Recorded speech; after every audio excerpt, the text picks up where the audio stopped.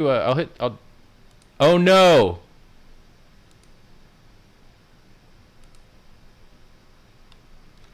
I was not live that whole time. I just had a 20-minute show by myself. Is this real life? No, not again. Why? Why me? Why this? I hate when this happens. YouTube, please don't let this happen anymore. Oh my God. Everybody, hey, time for round 2 of the same conversation. The PulseChain.com sacrifice phase is live, and the valid and real and only valid and real link to the DApp that issues you sacrifice addresses is Pulse.info. That's Pulse.info, Pulse. I can't believe I just talked to a dead camera for 20 minutes. God. Again. This happened last time. I'm low on sleep. All right. Unbelievable. And you would have loved the conversation that I just had with myself for 20 minutes, man. It was a good one. It was a lot of good content there. How much money do you think has come into the sacrifice phase so more? I thought the Ethereum guys and the Hex guys were going to be winning the sacrifice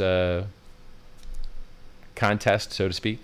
You know, people are supporting this political statement that blockchains are speech, and speech is a protected human right, and therefore blockchains are very important and shouldn't be screwed with. That's what Pulse.info is all about. The Bitcoin guys are crushing it. Absolutely crushing it. So I'm looking at Etherscan right now. It's very easy to monitor an Etherscan because it's a single address. There's only $15.5 million sacrificed so far on Ethereum, USDC, Hex, all that stuff put together. Now wait till you hear. You know what? I'm not even going to tell you yet. I'm going to let you guys guess how much the Bitcoiners have sacrificed so far. And I'll give you a warning. It's a lot more. It is a lot more. And now I'm even going to listen to my own mic so I can hear my voice. Yay, I hear my own voice. Maybe I'm really live now. Crazy. Oh my God. I've been sitting here so long, my watches might not even be spinning anymore. All right, so I've got this Electron installed in, like, you know, the way I told you on Richard Hart Win Twitter, twitter.com/Richard Hart Win. You can set up a watch-only wallet to watch the Bitcoin address to see how much sacrifices are coming in. And there's so far like 8,500 Bitcoin, 83, 81. So let's do that math real quick. The Bitcoiners are killing it. 100% killing it. And their points, so let me tell you what's happening right now. During this sacrifice, the #1 sacrificer, and you can sacrifice on different chains. You can sacrifice to the SENS Foundation at SENS.org, a medical research charity. You might get a tax write-off for. They're 501c3 registered in the United States. They're a registered charity in the UK. They've got partners in Canada and several countries in Europe where you might be able to get a tax write-off. Now, you will only get 75% of the credit that you would otherwise get to other addresses. There has been over $8 million by email committed that people said they were going to be sacrificing and donating, it might be a more accurate term in their case. And there was over 1,100 emails that said they were going to donate. And a lot of people didn't say how much, so it might end up being more than 8 million, which would be awesome.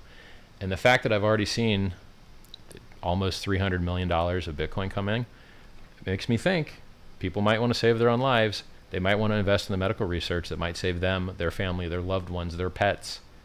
You know, you can't do a Steve Jobs. Steve Jobs died with it all. He's dead. He lost the game. We're all doing better than Steve Jobs. If you're watching this live stream right now, you're doing better than Steve Jobs. Don't do what he did and die having so much untapped potential to save your own ass, because you could have. And the medical research he didn't develop is going to make all of us die a little earlier and a little more painfully. And it sucks. Healing other human beings is the best thing you can possibly do as another human, which is why all my oldest YouTube videos are self-help videos, why I produced 2 self-help books you can download for free at t.me/scivive, why I give away free coins, free price calls, free chat rooms, free videos, no ads. You know, I try and be the best human I could be. I try and get people to do better things. Stop drinking, stop gambling, stop gaming, stop trading, stop doing things that are unhealthy. Call your mom, give a good apology, have good relationships. I try and get the world, you know, to do right things. Usually delayed gratification is the key to success in all personal development. It's also been the key to success in Bitcoin speculation. It's been the key to success in hex speculation. Hex is up over 250,000% in a year and a half, with 100% uptime flawless on the front end, 100% uptime flawless in the contract, 100% uptime flawless in the trading. Everything perfect, beautiful, amazing. I love it. It's magnifique, absolutely fantastic. So the point that I'm making is, you know, if you thought you got into Bitcoin and you sold on a double or another double or another double or another double, you missed out on the 6.5 million X. 6.5 million X returns from a penny to $65,000 is what Bitcoin did. So, I mean, Hex has done 11 doublings in a year and a half. And I don't really see any reason it can't do 11 more. It's not any big exchanges. No one says anything nice about it. No matter how awesome it is, they don't even care to learn about it. You're like, wow, it's the number 3 market cap cryptocurrency, literally number 3. You don't know it. You don't know anything about it. You might want to check it out. It's like $70 billion valuation. You might want to take a look. People are buying houses, Lamborghinis, big vacation trailers, Rolexes. I'm seeing Hexagons, you know, buy a lot of stuff. They're selling a lot of Hex. Price keeps going right through their sells. I mean, there's people that got shaken out at a penny, and they really wish they were there now. Yesterday it was 14.5 cents, and that was like 2 or 3 months. I think it did a 10x in 68 days. So like, it's amazing. I'm very, very, very happy with Hex. I'm very, very happy with what I'm seeing in this sacrifice phase. Let's check out the Bitcoin bros. Wow. Yeah, 84.12. BTC USD 32,500.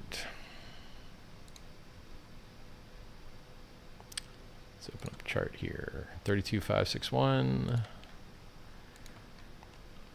times 8,400. $273 million. Good job, Bitcoin guys. Respect, man.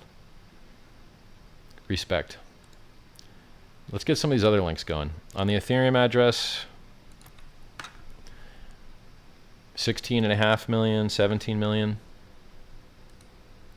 Really little ETH donated in there, or sacrificed. Huh. Interesting.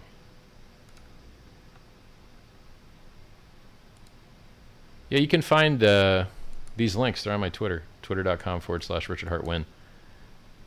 It's good stuff. Let's look up some of these other addresses, huh? Well, let me think. Let me see if I can get word from the SENS Foundation on how that's going.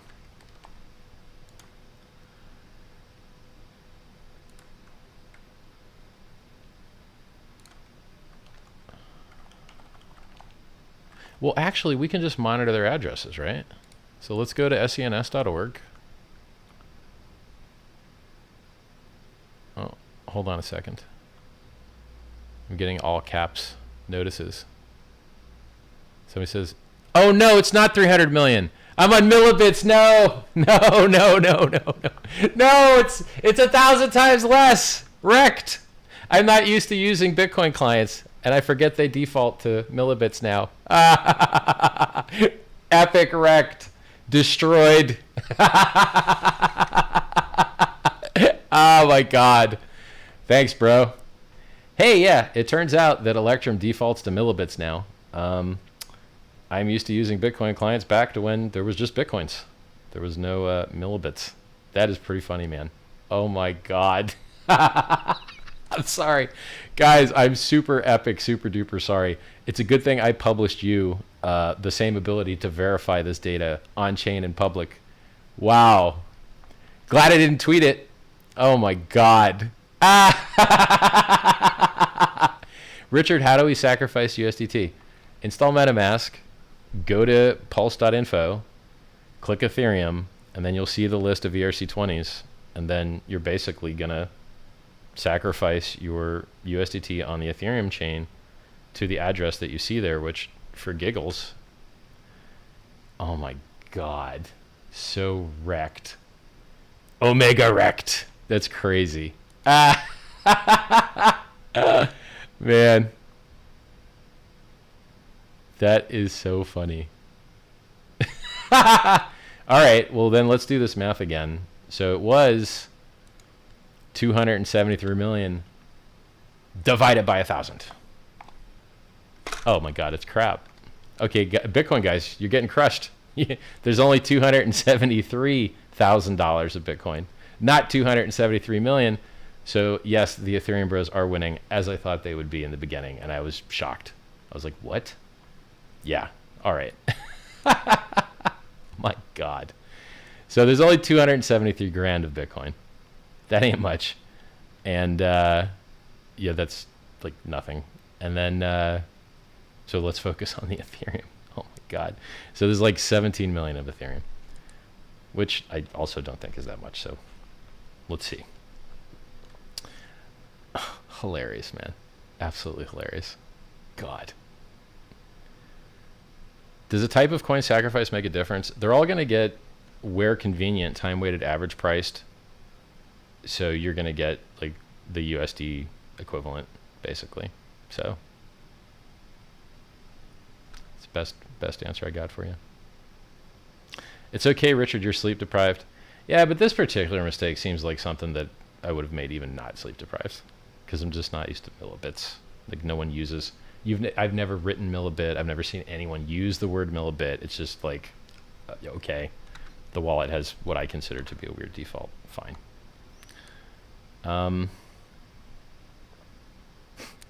Lol.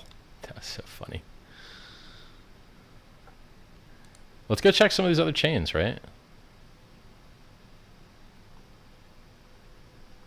Let me look at this. Let me look at my Telegram real quick here.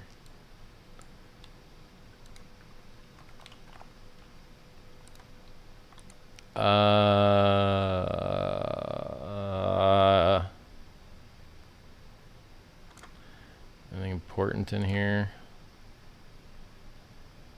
Okay, apparently all of the address watchers that were like easy, that supported XPubs, their read ahead sucks, and so they don't actually work. So in order to actually monitor those addresses, you have to install a wallet that allows you to edit the read ahead in order to see what's going on there. So I don't actually know what's going on. So if you want to know what's going on some of these, you're going to have to do the work of figuring out how to read ahead farther in the XPub. Now it's complaining that I'm chopping. No chop, please. Should be able to survive this. No? Lower my bit rate. Lowering my bit rate. I don't want to lower my bit rate, but here it comes.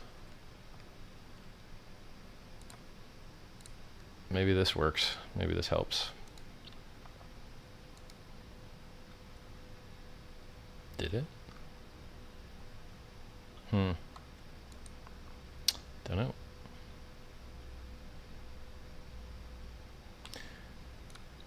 Hey guys, how's the stream? Choppy?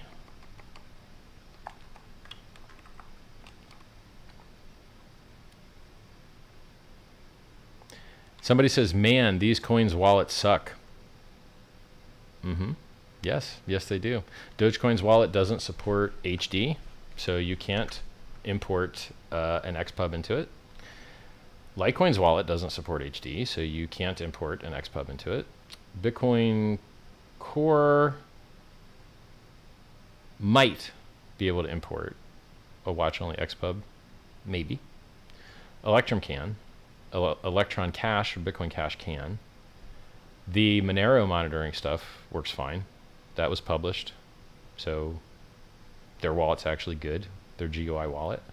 It supports, you know, view only and seems to work great. Not sure about the read ahead on it. Might have to edit that as well. Yeah, there's some other things that would be easy to monitor because you can just use a block explorer, right? So like AVAX and XRP, it's just a single address. So with XRP, if you sacrifice to the XRP address, you have to include a memo. If you don't include the memo, you're not going to get any points because there's no way to tie that send to your meta address. Yeah. So the way that the system works is on chains that are like UTXO based, like ADA, Bitcoin Cash, Bitcoin, it issues a unique address per chain. And then that's how it knows that that sacrifice is tied to that Metamask address. And then on EVM based chains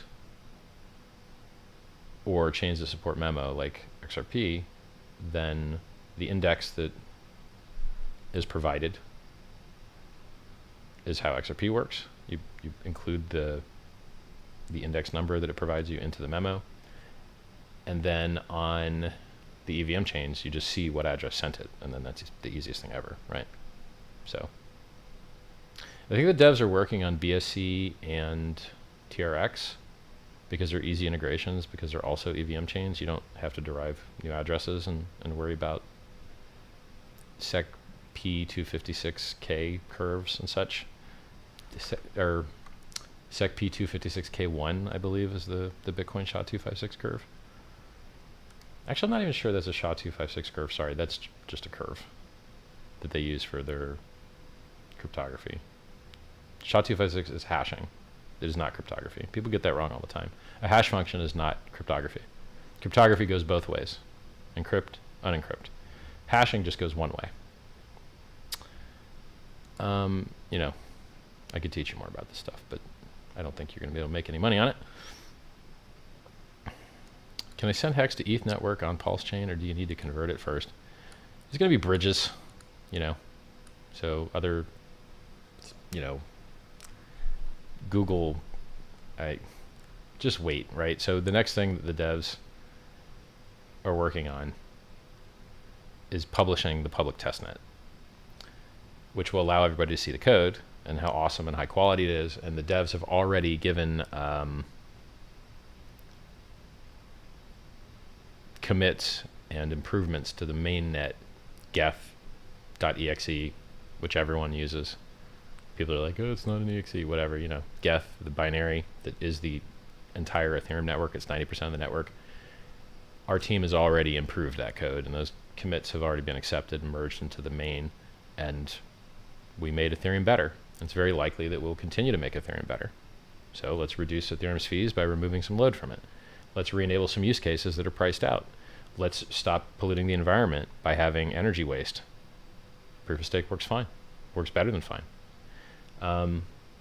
There's proof of work chains have more problems than proof of stake chains, in my experience. Let's have better economics. So 25% of the fees are burnt. Let's have higher throughput. It's going to be in between 4 and 10x at launch, higher throughput than Ethereum. Way, way, way less fees.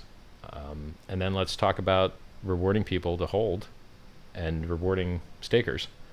ETH 2.0 is trying to come out, who knows when, and they've got the game theory all messed up. So people have already lost hundreds of millions of dollars because they gave their keys to a central counterparty to stake ETH on their behalf. And so in the Ethereum 2.0 world, you have to have 32 Ethereum, which right now is about 64 grand, to earn the right to start your job of being a server admin.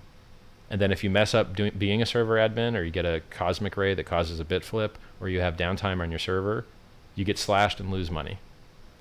So you have to have 64 grand to buy yourself a job that a normal person can't do. No one can do that. So what's going to happen? It's going to introduce massive centralization. And we've already seen it, and the network doesn't even exist yet. So there's staking pools for ETH 2.0, and ETH 2.0 doesn't even exist yet. And people are already losing hundreds of millions of dollars over it because it's a poorly designed system. In PulseChain, You can delegate your stake to a validator and just sit and earn reward as a percentage of what that guy's earning, and it just works great. And you don't have this, you know, you don't give him your keys. You can take away your delegation to that guy anytime you want. Oh, this guy sucks, flipped another guy. So it's a better system, and it's releasing earlier, and it's releasing with 1 million times less bugs. Maybe 1 million is not the right ratio, but a ton less bugs. Why? Because the Ethereum Geth code has already been battle hardened by bug fixes for years. But new Ethereum 2.0 code, oh my God. I imagine there's got to be a lot of millions of dollars lost trying to debug it. So I would much rather not beta test someone else's software if I didn't have to. All right. Warning, the bitrate is too low. Well, man, I'll increase the bitrate, you little crybaby. But why don't you tell me how much you want? Oh, it wants a lot. All right. All right, crybaby. Have some more bitrate, you.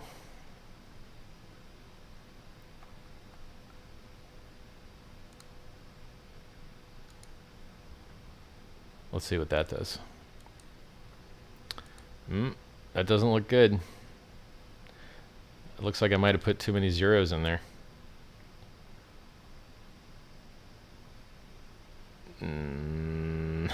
Sorry for this, guys. Maybe it's okay.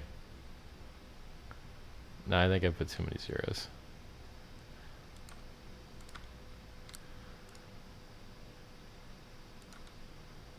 Kilobits,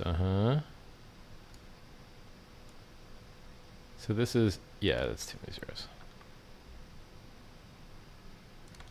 Oops. Sorry. Oh, that's funny. All right, let's check chat here. Richard, when sacrificing, one gets a bigger bonus when sacrificing bigger. Is that for a single sacrifice, or is it accumulated to a single address? Yeah, it accumulates across all the chains. So as long as they're all tied to the same MetaMask address, you can donate to SENS, you can donate on the Bitcoin, you can sacrifice on the Bitcoin chain, you can sacrifice on Ethereum, you know, and as long as it's the same MetaMask address tied to it, then you just add all those up. So, I mean, a lot of this information is on PulseChain.com, you know. SENS Foundation says they've got over $100,000 in crypto so far. Nice. Good stuff. Stuff is coming in real fast, they say. Let's go look at their addresses. And this will be a good chance for you guys to learn about a cool charity. SENS.org. And remember, they take stocks, cash, you know, wire transfers, any crypto on Coinbase, which Hex is not. Hex is not on Coinbase, so they don't take it. Donate. All right. Let's look up their Bitcoin address.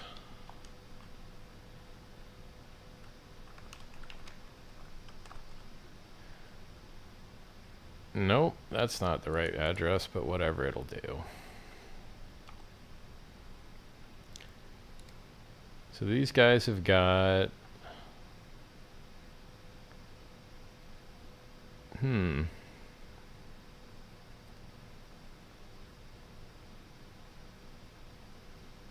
Maybe her number is just right.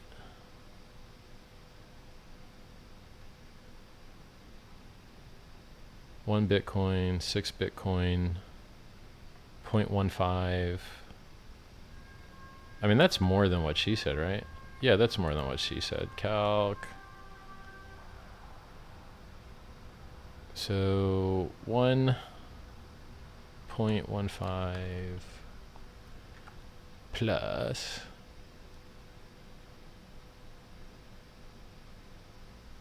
Well, that's it so far. And Bitcoin times 33K is 38K. Yeah, I'll just assume she's watching these better than me, so. Richard, we appreciate all your hard work with Hex and Pulse and your transparency about the crypto market. Thank you. Glad to hear it.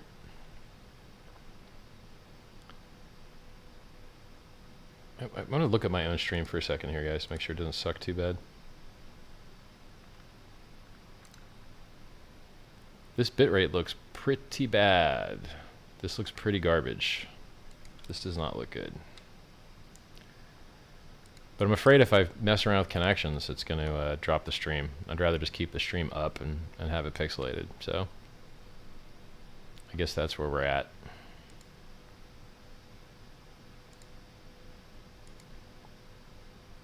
8 megabits shouldn't be that bad. I'm not moving around too much.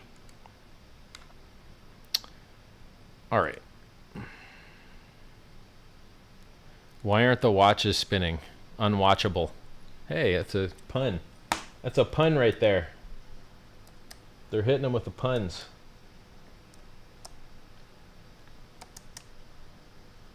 I don't know why this one's always like landing the wrong way. Land better, homie. What's going on here with you, buddy? Do you want attention? Is that what you want? Maybe it's happier now. Maybe. So some first world problems here, guys. First world. The HD quality has been higher in the past, but you're doing good. Thanks, man. Richard, you know you look like the lead singer of Metallica. Okay. He ain't too ugly. Thanks. Richard, Art, the rollout was smooth and well worth the wait. I didn't think it could have been any easier. Hashtag I sacrificed. Congratulations, man. Hey, Richard, got to update your Twitter because the sacrifice phase has started. Huh? What? Oh, I know what you're talking about. All right, I'm gonna mute my camera for a minute and fix that. All right, be right back, guys.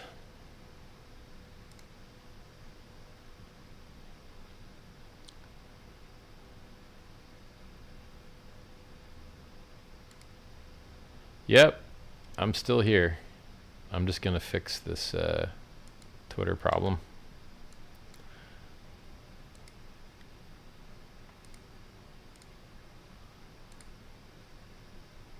One moment, everybody. You know what? Let me put the camera back so that you guys feel the love. Oh, I'm gonna fix this Twitter thing. One moment, everyone. One moment. Enjoy those spinners spinning.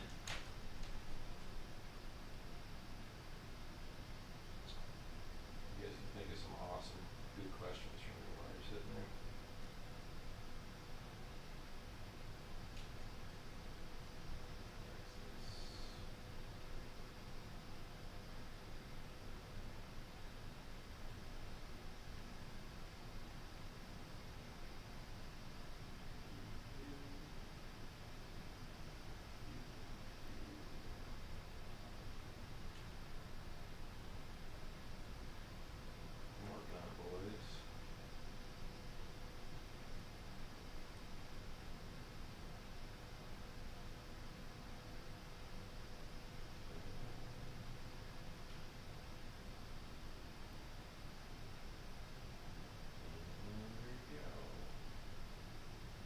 Progress has been made. I'm back. I am back. Back to Pixelville. I mean, 8 megabits is not much worse than 10. Shouldn't be that bad. Let's get back to your questions here. Fix your hair. It's wrecked, bro. Here. I'll fix my hair. There you go. Let me fix that for you.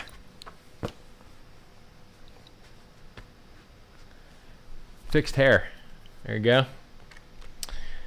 Thank you, Richard Hart, for all your works. Future is much more positive, man. Yeah. I mean, look, we're raising money for charity. So I know for sure there's a guy putting $3 million in there. For sure. So, or I mean, like, I talked to him on the phone. He said he was. I believe him. So we'll see. We'll see what happens. And then, you know, we're doing the best we can. So we're trying to save lives out here. Let's take a look. Well, I'm going to switch off this MilliBit stuff because, man, I can't take it.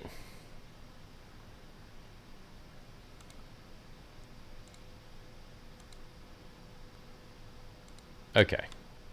Thank goodness. So there's 117 Bitcoin. 117 times 33K. It's like $4 million bucks.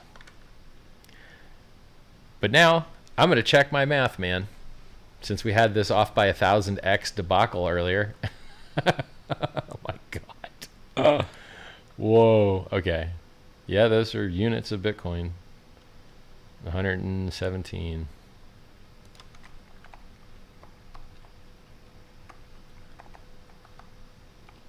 Yeah, it's $4 million bucks. All right.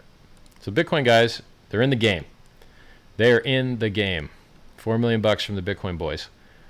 And so let's see, the biggest guy on the Bitcoin chain is 100 BTC.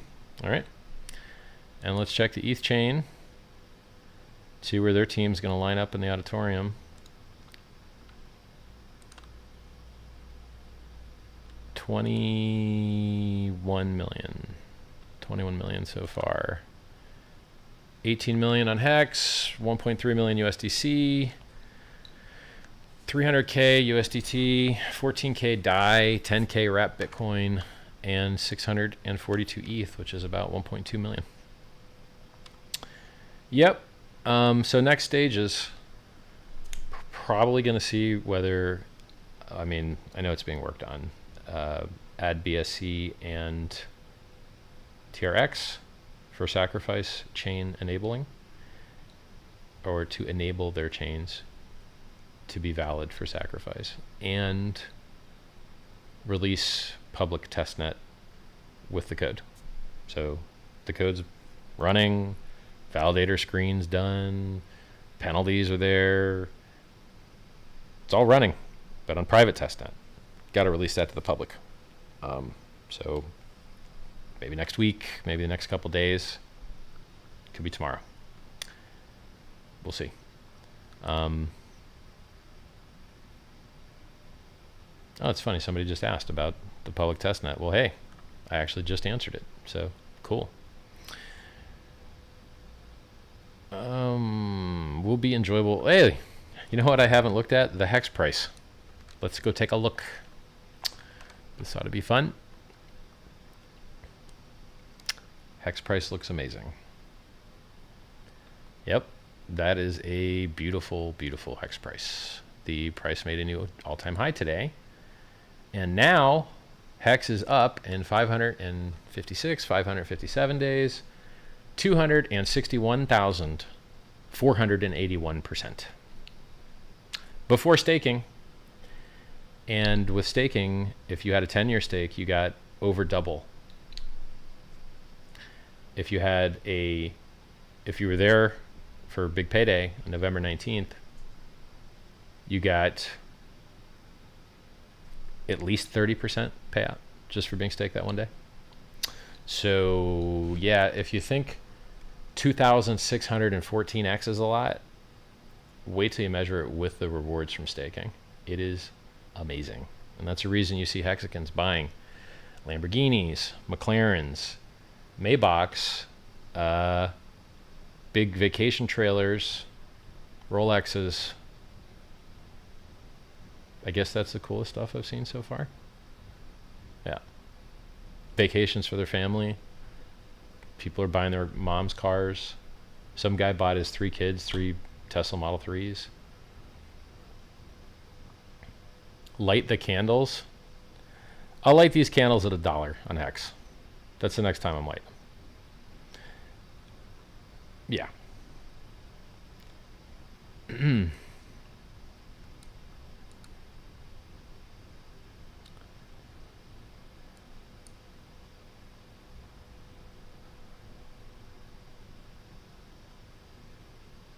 Yeah, people are asking when their sacrifice, like USD value, is logged. It's logged in very close time proximity to when it occurred. So if you sacrifice things now, their value is logged basically now. And then people are worried that, you know, they get measured at the very end. Nope. Now, with the SENS Foundation, your value there, your time is logged when you send, and your volume is logged when they dump it on the market. Kind of glad they don't accept Hex. Because any coins you send to the SENS Foundation, they're selling for dollars because they have to. That's how their foundation's set up. You can't just like speculate. You have to hold safe stuff that you can fund researchers with, like dollars or whatever. Will you announce a snapshot a few days before it happens? Sure. Yeah. So basically, the testnet is when you iron out any bugs that there might be. There might not be any, but with software, there usually is. And that's why you test and test and test and refine and get public review and expert review. And then once it looks as good as it can be, you launch. So you're going to have snapshot. It's not even a snapshot, it's a fork. So the fork date announcement will occur after people have run the testnet and are happy with how it's working. And it gives all the other people to build against that. So for instance, go.hex.com only shows you Ethereum right now. So if you wanted to show you Hex, or as you might call it, PHEX on the Pulse chain, you got to point to another server. And then the server knows to look. I mean, actually, it's funny, actually, it's really not that much work, because Metamask, the code that you've already written already works great with Metamask on ETH. And the fork is also just ETH, but improved. And it has nearly identical system state. And so the number of changes you have to make are like really minimal, really minimal. I mean, there's probably some dApps that will just work without any changes. Maybe. But I need to see it, right? So, because you're just changing where the dApp is pointing to for its authoritative network, you know? And then I don't want to confuse you with all this technical stuff, man. PulseChain is not the first fork of Ethereum. There's been many, and they're all, a lot of them worth a lot of $1 billion. So we're bringing a lot of really cool innovation, but some of these things have been done before, and you learn from best practices. I got to look at how bad my hair is, because I don't like this hat that much. It's okay. I can just leave the bad hair, man. Just leave it. Bad hair's fine. I don't mind it. Let's go back to chat here. Oh, you're not streaming fast enough. Stop crying, YouTube. That's all you're getting. Hi, Legend. Once we sacrifice, do we get a sort of confirmation for it? It's hard. It's all public. Everybody knows that you did it. Everyone can see that you did it. But because all of the software in blockchain sucks, it's hard for everyone to just show it to you. So if you're a developer and you know how to like install a wallet and edit your gap limit, and the wallet supports HD wallet, like XPub stuff, easy. It's easy. It's the easiest thing in the world. That's why I'm so easily able to watch the Bitcoin addresses. But for blockchains that have worse wallets, like Dogecoin, like Litecoin, they don't support HD wallets, and so you can't import an XPub, and so you can't watch anything. You have to like manually hack in a giant list of addresses, and so that you have to derive all the addresses and then write a script or inject them into the wallet DAT. It's hard. It's all dev stuff. So imagine being an enterprise trying to accept Dogecoin or Litecoin. Nope, not happening. You can't even tell when you got paid. Hire a dev. You want to know if you got paid? Hire a dev. It's like, what? Really? That's what's up? Okay. Like this, when you install these wallets for these different chains, man, you're going to find out how crappy the blockchains really are. They're real crappy. Real crappy. Like, wow. Who knew? Who knew? Did you know that your first 20, like let's say you use XRP, the first 20 XRP you send to your wallet gets locked and is never accessible to you ever. And so you have to send over 20 XRP, which is like 20 bucks. And so it costs you 20 bucks to like start an XRP account to be able to send and receive stuff. And you're like, really? There's like a fee to have an address? What? That's crazy talk. Like, why have I never heard about this before? You know, they don't have a desktop wallet. XRP doesn't have a desktop wallet. Okay. So I guess nobody has a computer that wants to run a client. What? What's going on here? I don't understand what's happening. Crazy. So if you're looking for places to bring adoption to XRP, Pulse.info.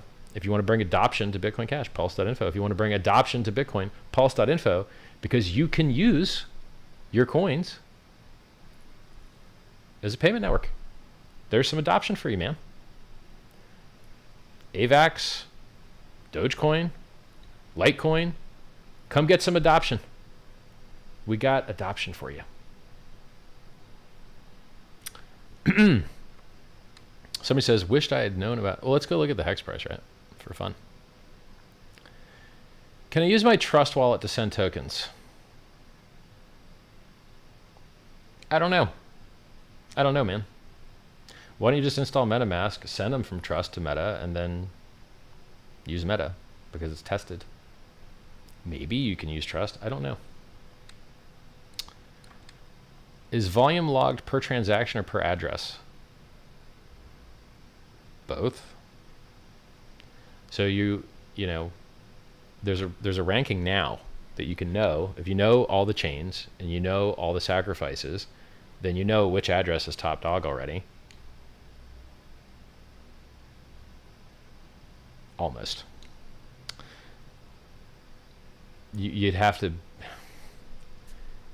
Long story short, in the very end, it's very easy to do all this math.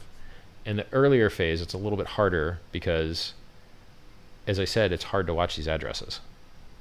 So until that tooling exists, it's a little bit harder to detect when someone has bumped you out of your spot, your number one spot. Very easy on these, EVM-based chains like Ethereum. It's very easy to see what everyone did because it's a single address. And it would be very easy on XRP as well because it uses memos. And it's harder on the UTXO-based chains like Bitcoin, Bitcoin Cash, and Monero because you have to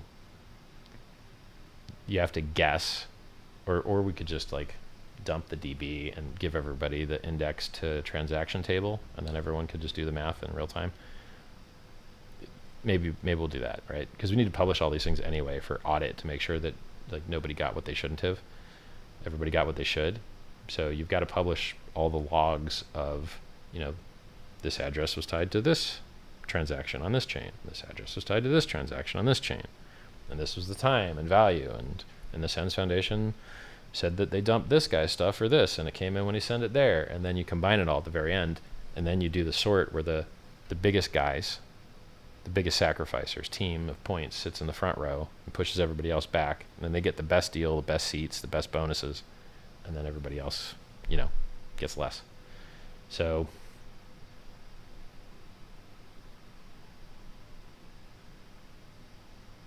also the last 3 days, don't have a 2.5x max bonus. They have a 1.75x max bonus.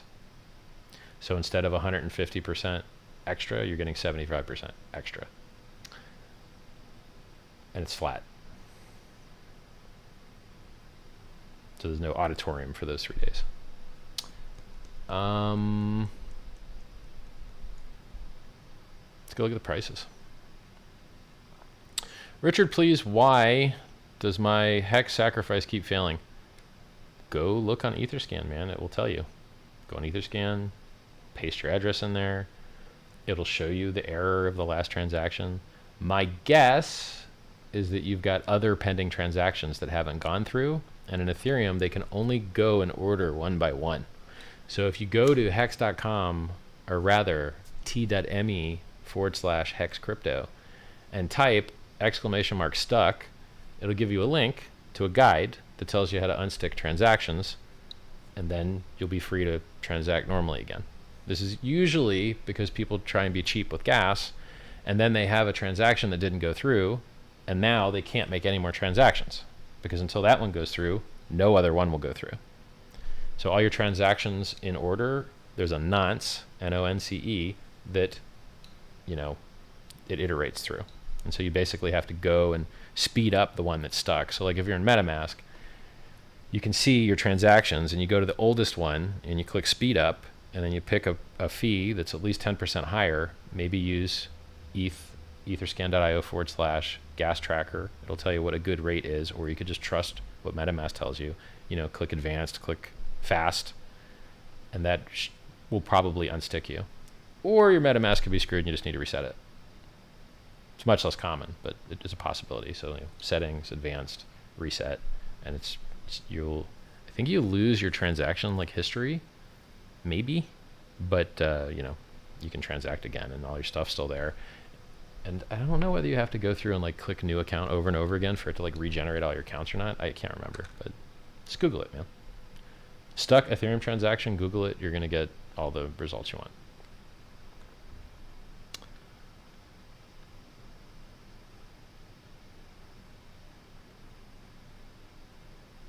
How much Pulse do you get for sacrifice? I mean, look, it's 10,000 points per dollar value of sacrifice during the first 5 days, and then it goes up 5% every day for the next 14 days. So it ends at like 1.98x higher. And so, and then you don't know your volume bonus, which is in between nothing and 2.5x, until everyone is sorted as to who was the biggest and who was the smallest, and the biggest guys sit up in the front row and get the best seats, the best bonuses, and the guys in the back get the least. And then if you push someone under and you sacrifice more than them, they get worse deal, and then they sacrifice more than you, and then you fight for position, and it's awesome. It's a really cool invention. But you can't know your volume bonus until the end of the sacrifice phase, because it's dependent on what everyone else did. But your time bonus, or your time rate, you can know. I just recently got into Hex. Should I distribute 50-50 with Pulse? Nobody knows. It's not knowable. So I pulled out of my butt a guess, because my friends asked me this. And I'm just like, you know, you're going to have Hex. You're going to get your liquid Hex on 2 chains. And you're going to get your stakes on 2 chains if you have liquid Hex and if you have stakes. That's cool. Hex is amazing. Hex is doing new all-time highs today when everything else is dying. It's up before staking 260,000%, and with staking it's up over 500,000%. That's 5,000x. Wow. Amazing. Beautiful. So, you know, I like Hex. I like Hex a lot. Now, the PulseChain chat room has more users in it than the Hex chat room, and Hex chat room's 10 times older. So apparently, Pulse is really popular, and a lot of people that hated Hex, they like Pulse.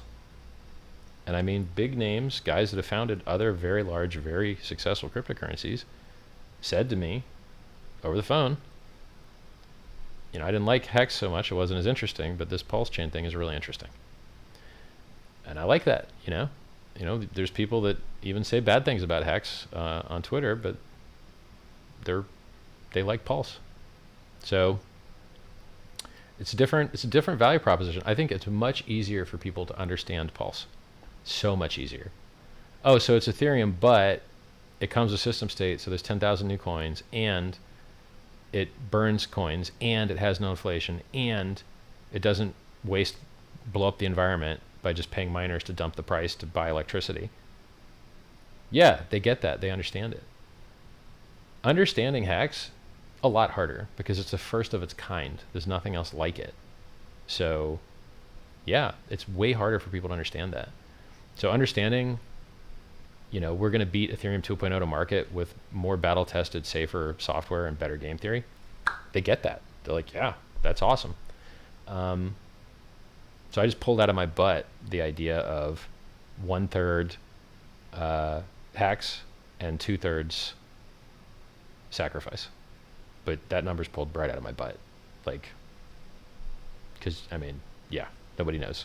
Nobody knows what is going to outperform what. So good luck, man. We love you, Richard Hart. Thanks for your invaluable time. Changing lives. My pleasure.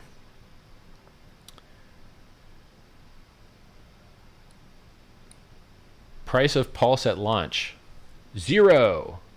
It will be worth 0 at launch. Why? Why is that? Because in some countries, they tax you on what you receive. And if what you receive has value, depending on where you live, that might be a taxable event.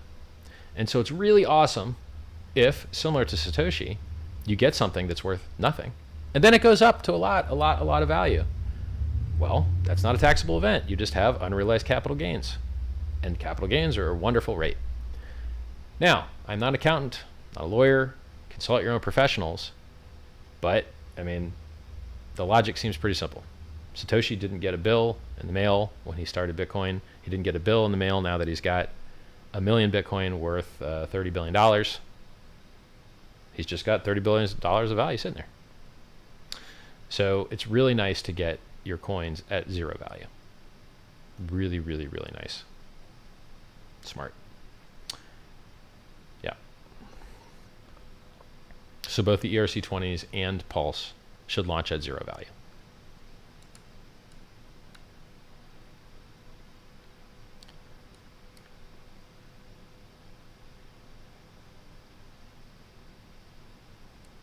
Sorry, Richard, can you tell us where to check our donation? Yeah, the Block Explorer you sent it on.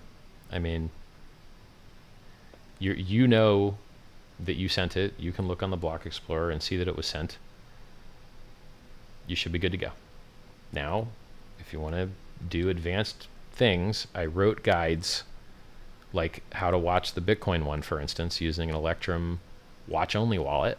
You could go install Electrum, you could make the watch-only wallet, you could change the gap limit to 1,000, and you could go see the state of those transactions and see if yours was in there. But basically, if you see it on the Block Explorer and you sent it to the right address that was in the dApp, you should be good to go. What else? Yeah, here's the thing. Blockchains are supposed to change the world, right?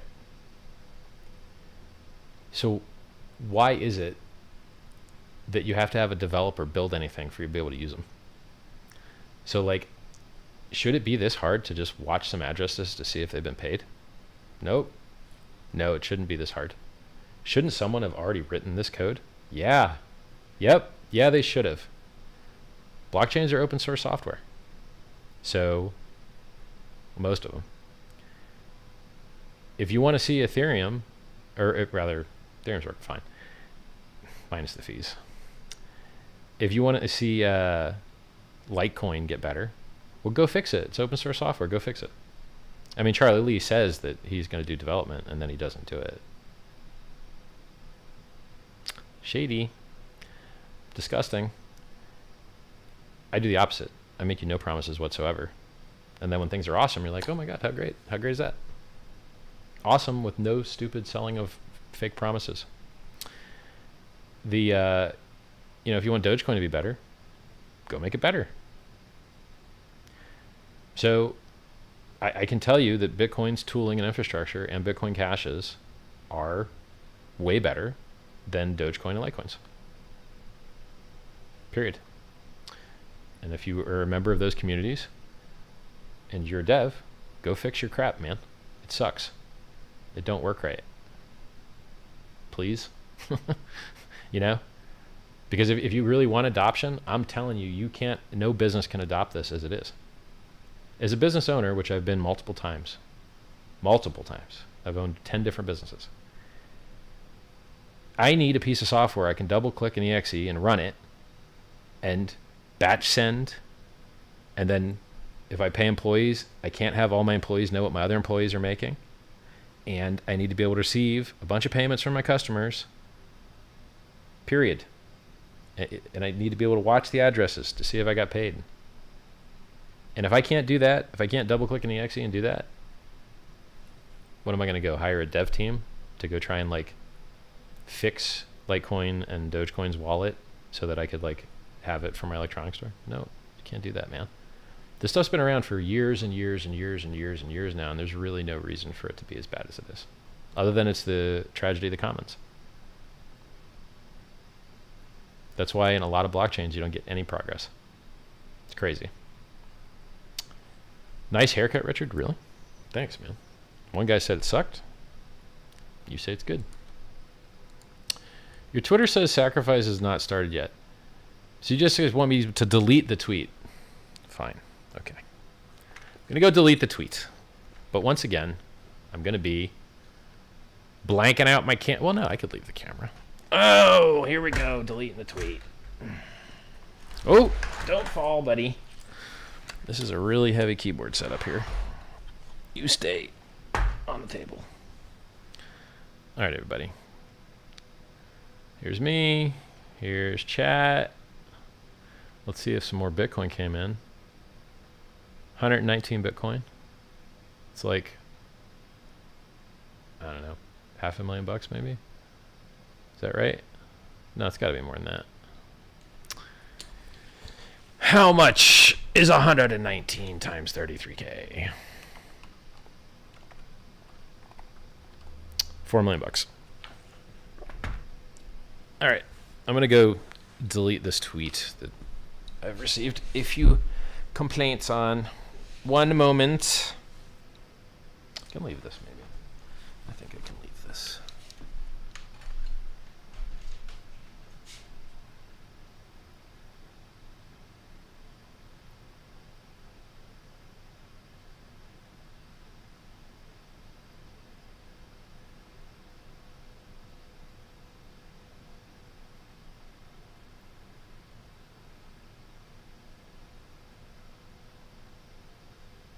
Yeah, I'm still here, everybody.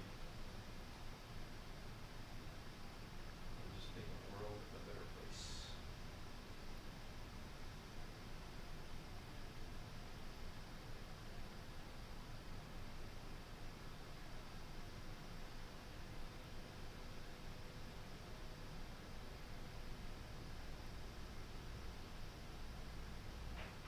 I mean,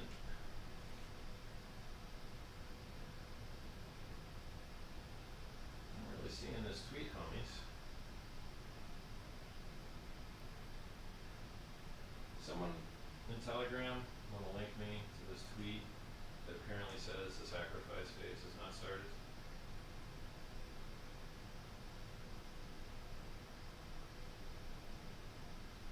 I'll see if I can find it on my own here.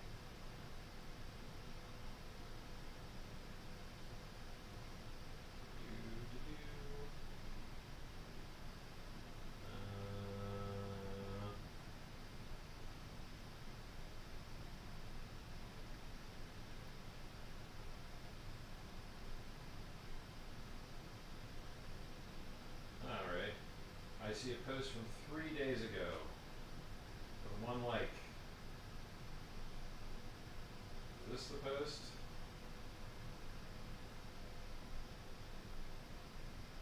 Alright, let's check Telegram here.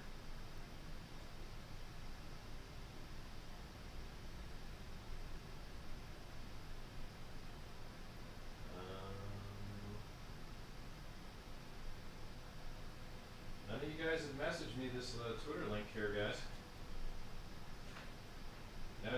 gents. Getting tired of looking at the Twitter screen.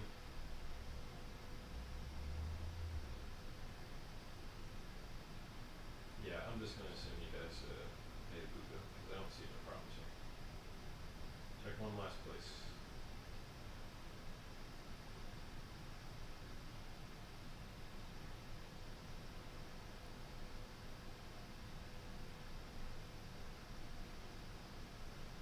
Aha! It's in my profile.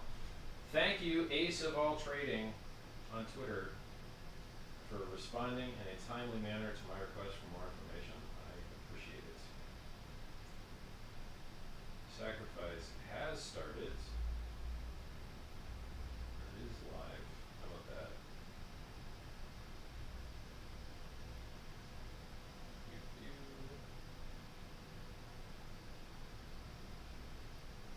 This is going to screw up my profile. I bet it is. Guess we're just going to have to delete some stuff.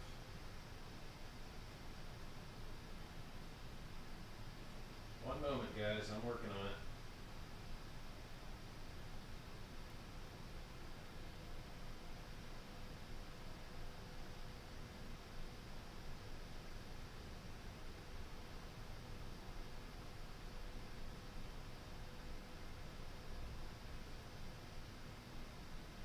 Sacrifice.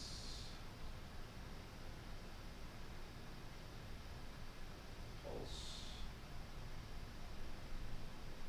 Not. There we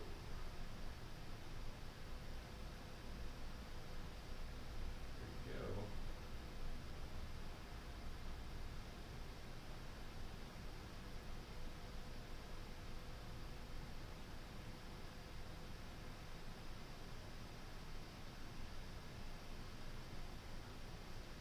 I'll change this URL. Hold on. Sorry for the terrible stream, everybody. But I'm making the world a better place.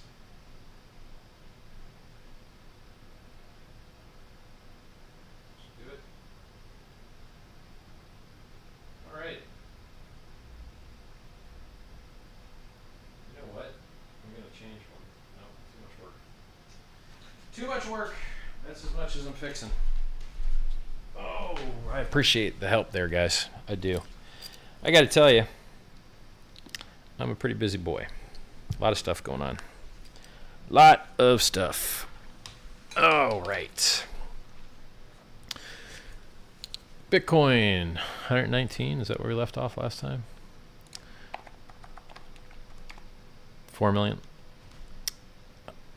So, yeah. SENS Foundation says they just dumped 300,000 of crypto and sent it right to their bank account. Good job, guys. Saving lives, making the world a better place. Life you save might be your own.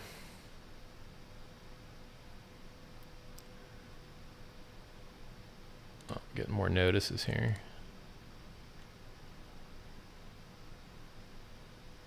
Yeah, I see it, Dan, but it's okay because I am live, and it says unless you see me say it on live stream. Yeah, these parameters and prerequisites are fulfilled. So it was in my profile, is what the deal was, and it has been fixed. But I will verify it just for good luck. Let's go check it. Twitter.com/Richard Hartwin. Sacrifice, Pulse.info. Sacrifice is live, PulseChain.com. Yep. Fixed. Thank you, everybody. I much appreciate it. What's the difference between sacrifice now and in 3 days? Nothing, except the value, the USD value of what you're sacrificing. That's the biggest difference that I can think of. I mean, if you want to get deep, other, like, maybe larger sacrifices incentivize other people to sacrifice, like a feeding frenzy or something. I mean, that's pretty deep, right? Sure glad you're busy, Richard, with this and not wasting away in video games anymore. Thanks, man. I really appreciate that. I'm just going to check my voice real quick to make sure I'm not clipping, because I, like, turned my mic down, because I really didn't like when I was clipping at all. It sounded bad last stream. Yeah, that sounds good. I don't hear any clipping. So sweet. If I am clipping, just tell me. I don't like clipping. When is Pulse launching? After testnet, and public testnet could be tomorrow. Should be this week. We'll see.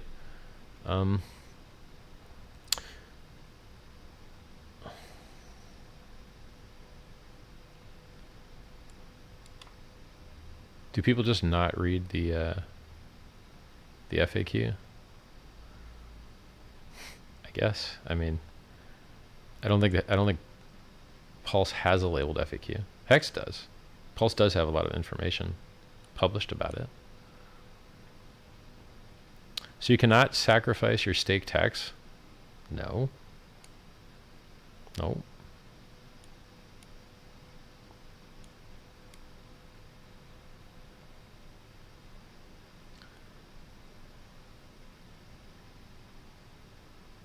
Hexo made a good video of how to sacrifice. Cool. Hexologist is awesome. Go watch him.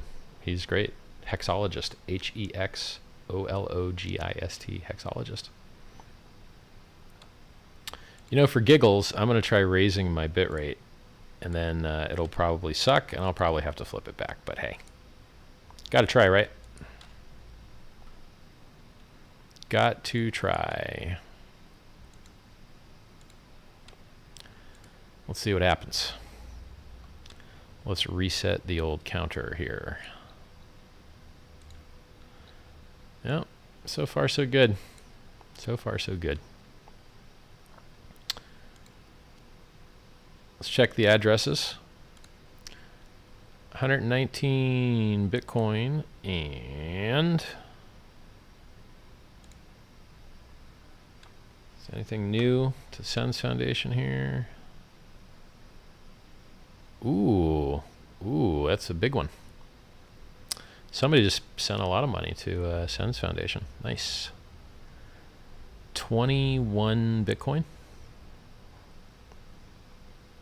So that's like 600 grand. Yep, that's cool. Good job, guys. Saving lives. Awesome. Really awesome. Let's check their Ethereum address.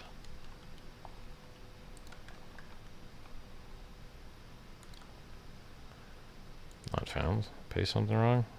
Oh, that's their Bitcoin one. No, it's not. What am I doing here?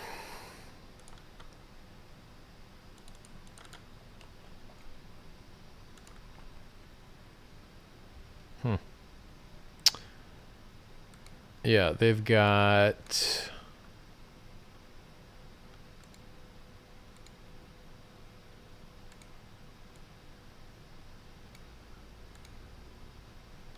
Got a lot of stuff going on. Oh, they're sending all kinds of stuff in here. Yeah, people are donating to the SENS Foundation. Chainlink, USDC. Nice. So starcode.eth sent in 50,000 US dollars to the SENS Foundation 41 minutes ago. Thanks a lot, man. Appreciate that. And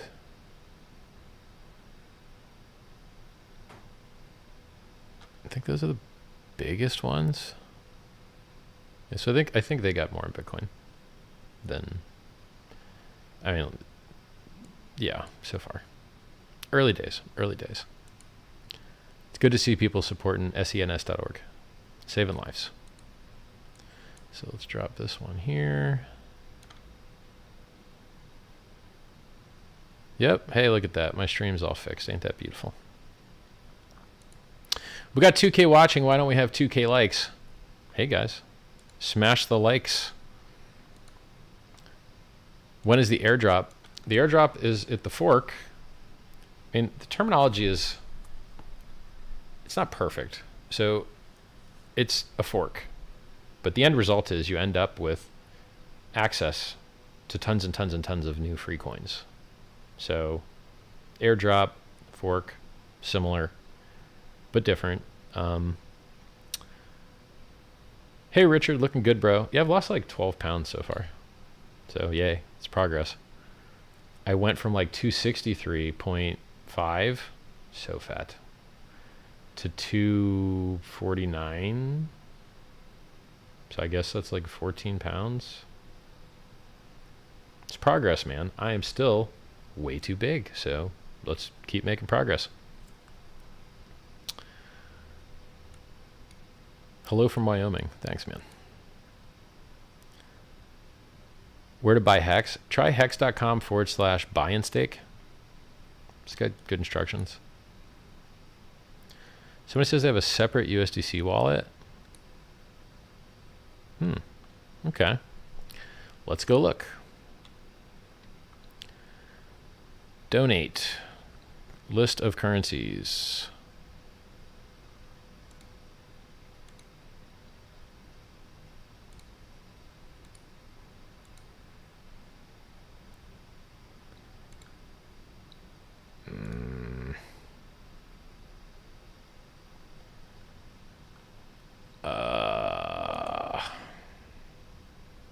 One moment.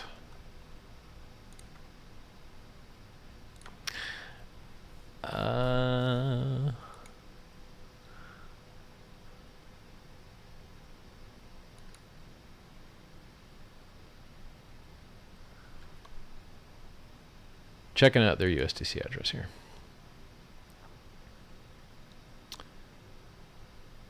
USDC. Okay. Cool. Let's look it up. SENS Foundation USDC has received 2,500 US, 41,000, 22,000, 40,000, 1,000, 15,000, 9,000. Doing pretty good, guys. Doing pretty good. Glad to see it, man. Congratulations, SENS Foundation. Wonderful. Thank you for letting me know about that other address. Appreciate it, guys. Teamwork. I love it.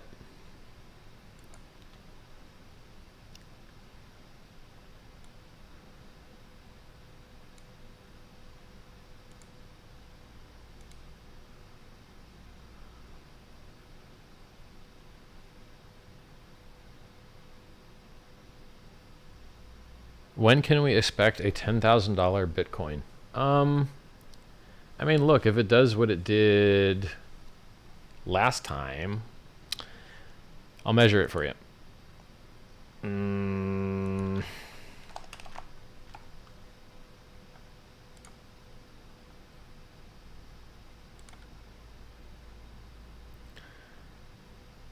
Maria, if you're watching, I don't think you need to fix an address on your website. I haven't gotten any report to that effect.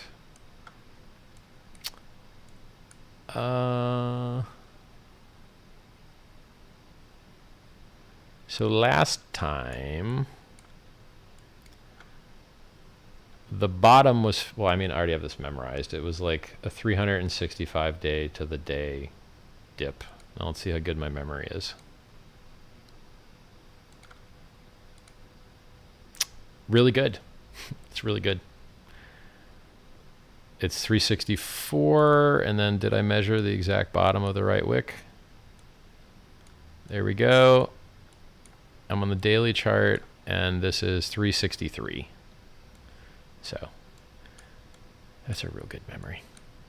I know the Bitcoin chart like the back of my hand. Better, really, because I don't really spend much time looking at the back of my hand, to tell you the truth. Yeah. So it only took 363 days for Bitcoin to go from 20K to 3K. And so now we're already in from the top, I think about 3 months, but I'll measure it.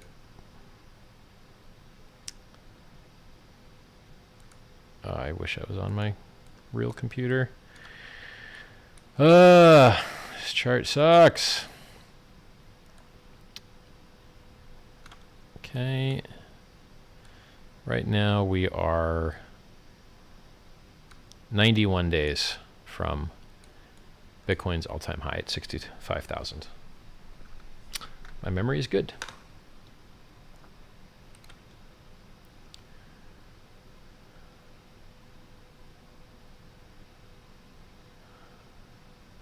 Do I have to save the private key from the coins I sent to the Sacrifice account? I don't see the downside, man. I think you should. Because what if one day you need to prove something for some reason? Like, you know, maybe there's some airdrop to those coins that you used to have. Can't hurt to save those, I don't think, man. 10,000 points per a US dollar equivalent sacrifice during the first 5 days. During the next 14, ramps up to twice that amount. I hope I said rate, not price. And what else? Then you get a volume bonus of in between nothing and 2.5x, depending on where you rank in the biggest sacrificers list.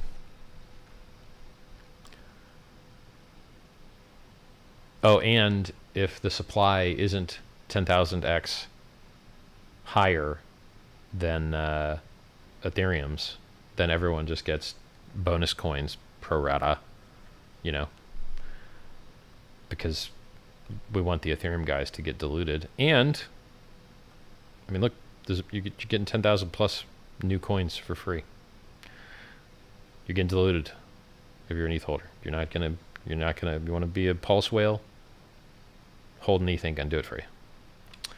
So, and even those coins, the freemium coins, they get deducted from people's addresses after,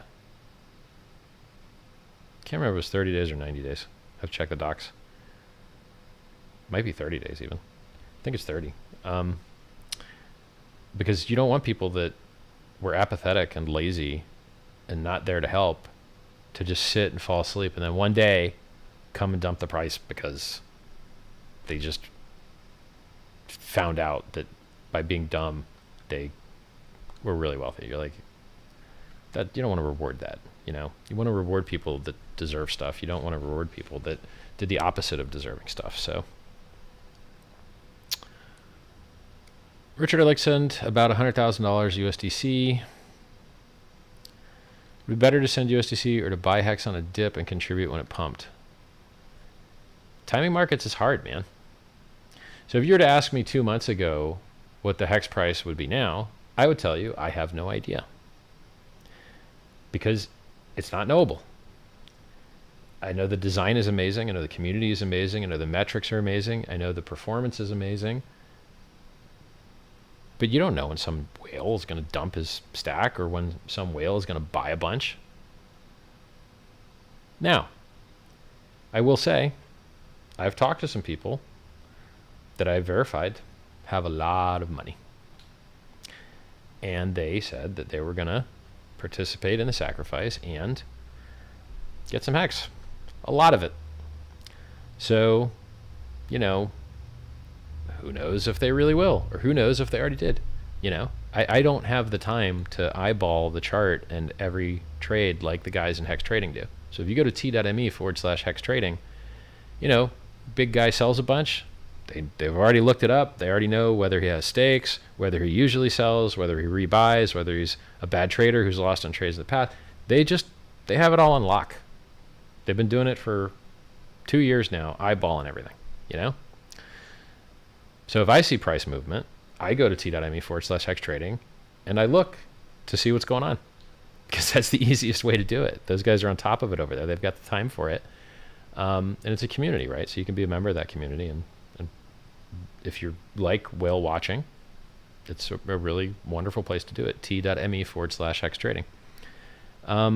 Yeah, timing the market and knowing whether prices are going to go up or down. Man, good luck. I mean, obviously Hex usually goes up because it's up 260,000% in 556 days. So it seems like it goes up a lot more than it goes down. I think it's the best performing asset that's ever existed in the history of man. But if it's not, it's got to be in the top couple. I mean, the performance is absolutely amazing. And the funny part was, when it was designed, it's hitting the targets it was designed. Let me put it this way. Bitcoin and Ethereum did similar things like this when they had first launched. And that's how you know what is possible, because you saw them do it. And so if you design something with better game theory, better mechanics, better logo, better blah, blah, blah, blah, blah, blah, blah, all these better things, then you just assume, like, well, sure, you should be able to do better than that. And it is. It's doing better than that. So when you put Bitcoin from its launch on a chart, with Ethereum from its launch on a chart, with Hex from its launch on the chart, the performance is very similar shape. The charts are a very similar shape. There's some guy that has a website that publishes this stuff, the Hexagon. I think you can find his website off of hex.com. I'm pretty sure his website's linked off of hex.com. He's got some other cool statistics in there, like rainbow charts, and I think he's got a pitchfork in there. He's got some cool stuff there. Go check it out. So, in summary, man, I don't know what's better. I can't tell you. I don't know whether... I can't tell you. I don't know. It's not knowable.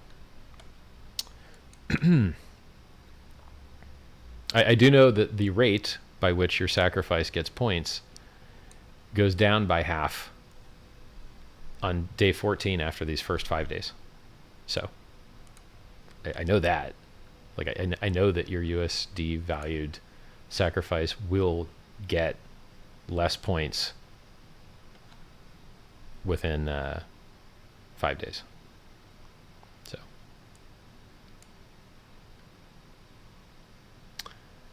can the sacrifice period abruptly end because giveaway maxes out? No. Supply of Pulse increases with Let me start that over, because I think I misspoke. The supply of Pulse increases with the number of points that sacrificers have generated. So more sacrifices, larger supply. But there's a minimum bound to supply anyway, because if the sacrifices are less than 10,000 times more supply than Ethereum has, which I think puts it at 1.1 trillion, then it will just upscale everybody pro rata so that that target is hit, so that the Ethereum holders are sufficiently diluted. And then if the sacrifice phase exceeds that, then it just has a higher supply. And, look, some of these things, there are some things that you can't, all of this stuff is subject to change based on the testnet's performance.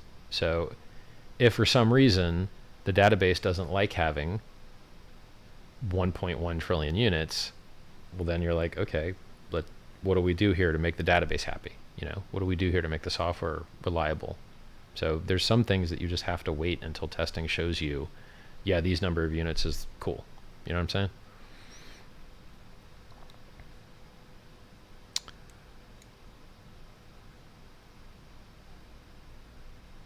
Richard Hart, sorry for duplicate post. To be clear for the viewers, Ledger and Trezor wallets connected to and sacrificing through Metamask are A-OK. Yeah. I mean, so let me be clear. If you are sending, I mean, the answer is different based on what chain you're using, right? If you're using Ledger Trezor to send XRP, and the dApp gives you a memo to insert into that transaction, and you insert that memo, then the address tied to that number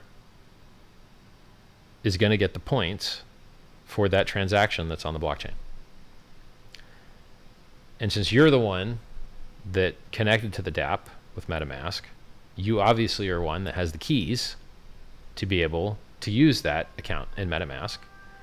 And therefore, I don't really see how using Trezor or Ledger makes any difference. A dApp was the dApp at Pulse.info was connected to. N address in MetaMask was tied to an address on a chain. That address received a sacrifice. And so I don't really see how using Ledger or Trezor affects that outcome whatsoever. Now we'll do that same thought process with an EVM-based chain like Ethereum. On an EVM-based chain, you connected to the dApp, and therefore you have the keys to that address, and that address is what is tied in the is what will be seen on the publicly viewable, auditable blockchain to have made a sacrifice to the valid address inside Pulse.info. And so as long as you had those keys to be able to sacrifice from that address in the first place. So like the chains that use Memo, you can sacrifice from a exchange if they support Memo. The chains that issue unique addresses, you can send from an exchange because you're using a unique address. But for the EVM chains like AVAX and Ethereum, you need to send your stuff to your wallet and then send your stuff from your wallet to the sacrifice. Otherwise, only the exchange is tied to the address. And it says that there. It says, you have to use your own wallet. So I hope that answers your question.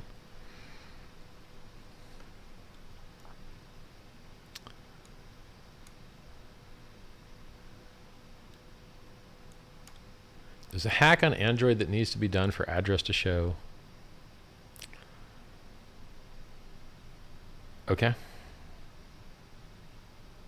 It's the first time I've heard of it. Maybe it's just your Android, man. Have y'all already been in talks with exchanges to list Pulse? Nope. I know that there's a Bitcoin listing site that a lot of hexagons like that said that they want to be the first to list all of the coins on the Pulse network.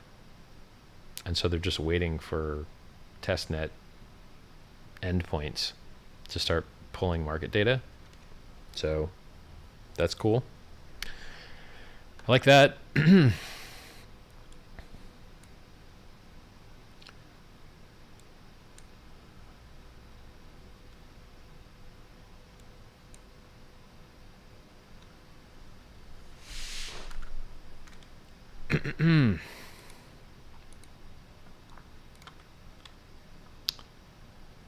Is it possible for PHEX to be higher priced than PLS? Sure.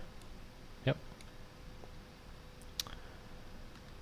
For the volume multiplier, the bonus is cumulative or by transaction. They accumulate and add up across all chains as long as they're all tied to the same MetaMask address. Is this the sacrifice to the SENS Foundation or a different thing? If you want to sacrifice to the SENS Foundation, go to SENS.org. You can donate stocks. You can donate wire transfers. They're a 501c3 registered charity in the United States and registered in the UK, and they've got partner charities in Canada and some countries in Europe that will allow you to get tax write-off as well. That sending and sacrificing and donating to those addresses gets you 3/4 of the credit as you would get sacrificing to addresses in Pulse.info. They both generate points. Related but different. I don't know if that's the best answer. I mean, this stuff is on PulseChain.com if you read it. It's not a very long site.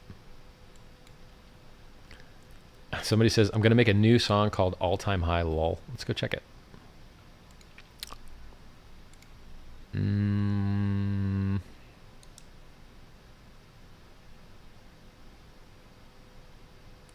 Let's go look at some addresses here.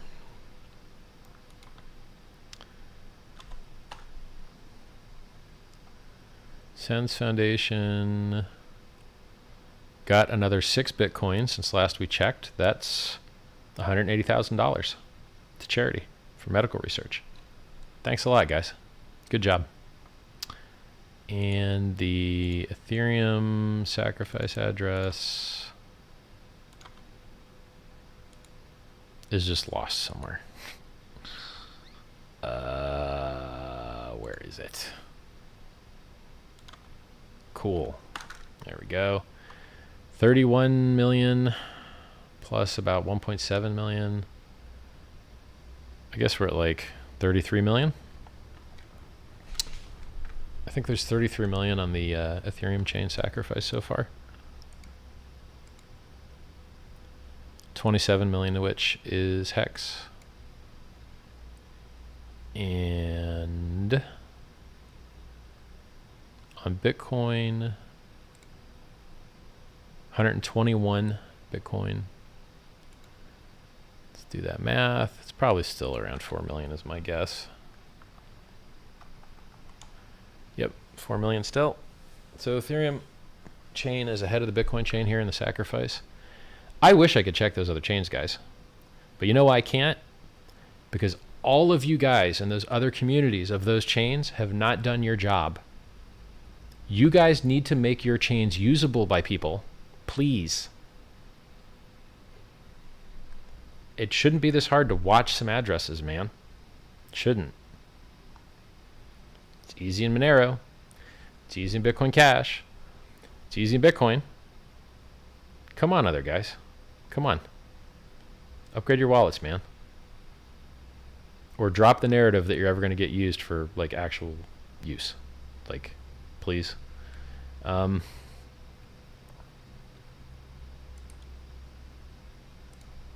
See, if I wasn't with you guys on chat right now, I'd be in Telegram being like, hey guys, can you contact these chain explorers and have them increase their read ahead, their gap limit, so that we can hand out these URLs and promote these URLs and get them more users, you know, and improve their blockchain, like, you know. It's just crazy. It's crazy.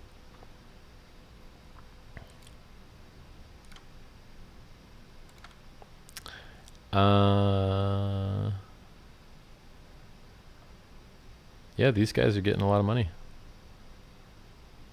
Nice.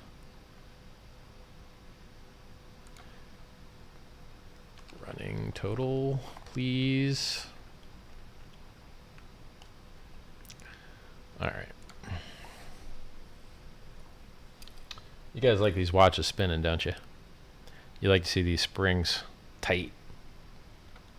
I'll turn them back on for you. Somebody says 27 million hex or $27 million. $27 million. It's really about 28. Is the secret sauce sharding? No. There's no sharding in our network. Not yet. I mean, I would do it differently. I have, like, there's a much easier way to sharding than all these other ways that have been attempted. So if we ever need it, I know how to do it the smart way.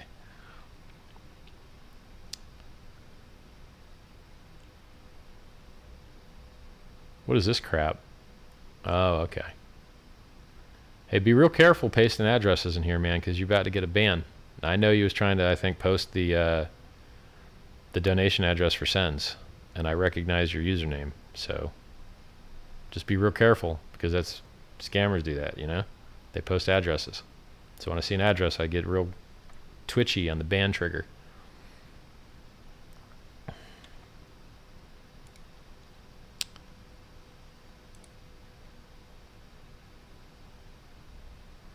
Actually, I don't even know what you're posting about, man, so I'm just going to delete it for good luck. Be more verbose in your next post.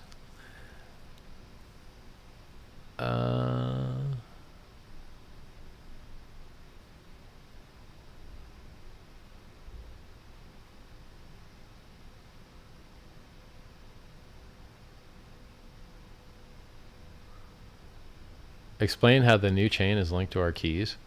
Well, two methods. Method one, your keys just work. It's doable. So in a fork, the system state is copied over. So the same keys that you use to do all these transactions and generate all this data just keeps working. That's one method. Another method is that you have to like click a button or do a little work or something. And then in the end, it's a very similar result. So, and the easiest answer is it just works. That's why everyone has to install MetaMask, is so that we know that they have keys that they can use on the new network. That's why you're doing that. So I think the best info for PulseChain is in t.me/PulseChain.com and the website PulseChain.com. There's not a specific page called FAQ. Why a Hex shirt, not a Pulse shirt? It's a launch. To tell you the truth, I didn't think about it. That would have been a great idea. Good point, man. Thank you. I think I need to get a Pulse shirt. Failed 3 transactions when trying to sacrifice Hex to Pulse because I didn't delete the decimals. Be sure to sacrifice a whole number for a successful transaction.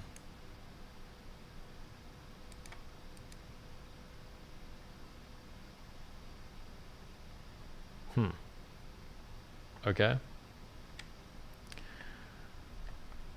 Yeah, I don't know about that. First I've heard of it. I have MetaMask. What do I do now? Oh my lord.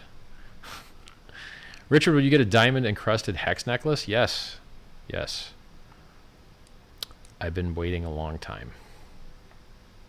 Is it a ducky keyboard? Nope. This is a taupe.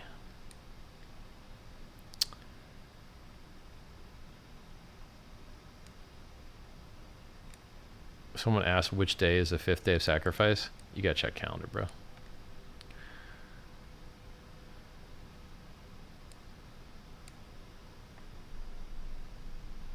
Cheers. Why fork and not full gen reset? Well, one, smart, useful things like Hex need to know the previous state in order to calculate future state. So if you want Hex to work on a new chain, it needs to know all of the state all the way back to when it started. And so there are a lot of other things. Maybe there's not a lot, but I'm sure there's some things that also won't work without state from the past. So if you're going to bring some state, why don't you just bring it all and have the world's biggest airdrop in history? It sounds awesome. Think about all the coins communities that you could save that are priced out that can't work right now with ETH because it costs too much. Well, guess what, guys? We got the solution for you right here. PulseChain.com. Somebody says I'm sacrificing ADA because it's Manure. Man, that's mean. Is it required to connect the wallet to Pulse? If you don't connect the wallet to Pulse, then I'm just going to say yes. Because I think that's a better user experience for everybody. But no, MetaMask isn't the only dApp browser in the world. And, you know, so like, I'm just going to go with yes. But if you want to play the game of, hey, I'm an edge case, I sure hope this works out, I guess I can't stop you. But why play that game? Just do what everyone else is doing, and you're likely to get a similar result to everyone else. And then, you know, it's not a nightmare, right? It's just like easy. 121 Bitcoin, and the SENS Foundation's Bitcoin address has got nothing too exciting since last check. And let's take a look at the Hex price. Hex all-time high today, 14.8 cents. Currently 13.7 cents, up 261,481% in 566 days. Wow, that's really good. I like it. I'm a fan. I am a fan.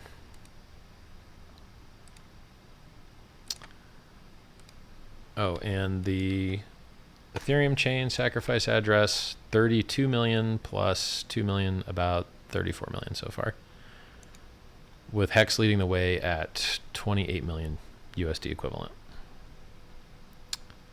Second runner-up, second runner-up's USDC at 2.7 million USD equivalent, and Ethereum at 1.8 million USD equivalent. Wish it was easier to check these other chains, man. Any of you guys want to check the other chains for me? Because it's technically cumbersome, and I am on live stream with you guys, so I can't do it. Because it's going to take some massaging and changing gap limits on different clients, and it's going to be hard. I mean, some things would be easy, right? Like actually the XRP address and the AVAX address actually should be really easy. So let's try that. Let's head on over to my Twitter, twitter.com/RichardHartwin, and let's go look up those cool links that I sent. So here is a block explorer for Ripple, and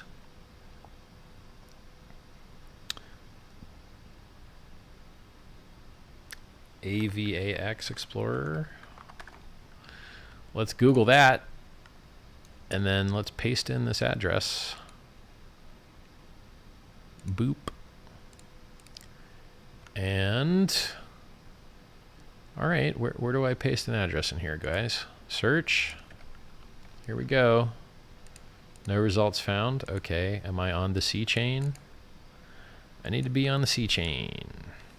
C chain AVAX Explorer. There we go. Where's the search? Here we are. And it has got 82 AVAX. What does an AVAX cost? I don't know. $12. AVAX community. PulseChain is bringing you adoption. Doesn't seem like you're adopting too much. 82 times 12 bucks. That's not even $1,000. Oh, rough.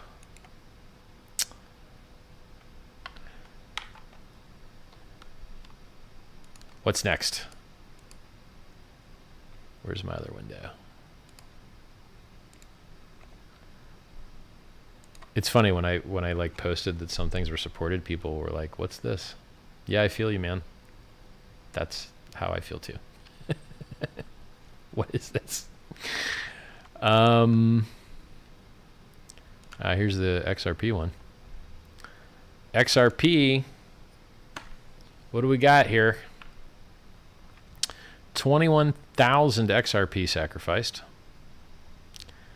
And what does an XRP cost? Don't know. $0.50. 0.6 times 21,000. It's like 13 grand. Hey, you guys are 13x better than the AVAX guys. Doing good. Maybe good's too strong a word, but. And then can't check Doge or Light because their infrastructure is wrecked. What else? Monero's, I don't have this machine set up to watch it. Let's see what else we could scroll through here and discover. It was funny watching Dogecoin's founder, Jackson Palmer, savage cryptocurrency. Savage it. He savaged it so hard that he made like 10 posts saying the worst things he could about cryptocurrency. And he didn't let anyone respond. He like clicked a box on Twitter that would only let people respond that he followed. And you're like, yeah, man, it's a good thing you didn't let me respond, you punk. Let me read to you this garbage quote from the founder of Dogecoin. Now, I, Richard Hart, brought Dogecoin adoption. Period. Hey, look, you want it to have a use case? You want to be able to use somewhere? Check it out. Sacrifice. Political statement. Mr. Palmer isn't building anything for Dogecoin. As a matter of fact, here's what he says.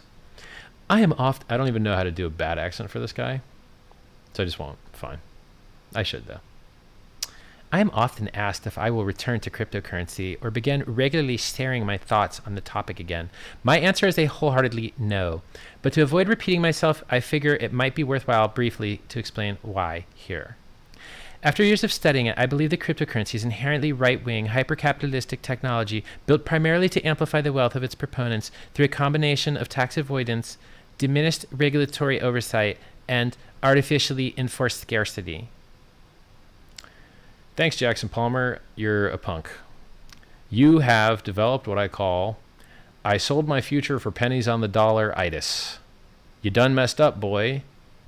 You made a cryptocurrency and you sold it all, and now you're super duper duper duper duper mad that it keeps going up and up and up, and you're never going to be able to get any again. Your giant big bag of awesome expensive cryptocurrency is now a little tiny baby bag because you're broke. Stop trash talking crypto because you got wrecked and sold the bottom. Please. Be quiet. Now, I could do a bad accent for this dude for the rest of his 10 or 20 posts, but I think you get the idea. It's a little crazy, a little weird. I don't know any founder that crap talks what he found as bad as this guy. Very silly, silly boy. All right, go back to chat here. Are there any other easy ones to watch? AVAX, XRP. ATHs UTXO, so that's not going to be easy. I'll scroll through my Twitter.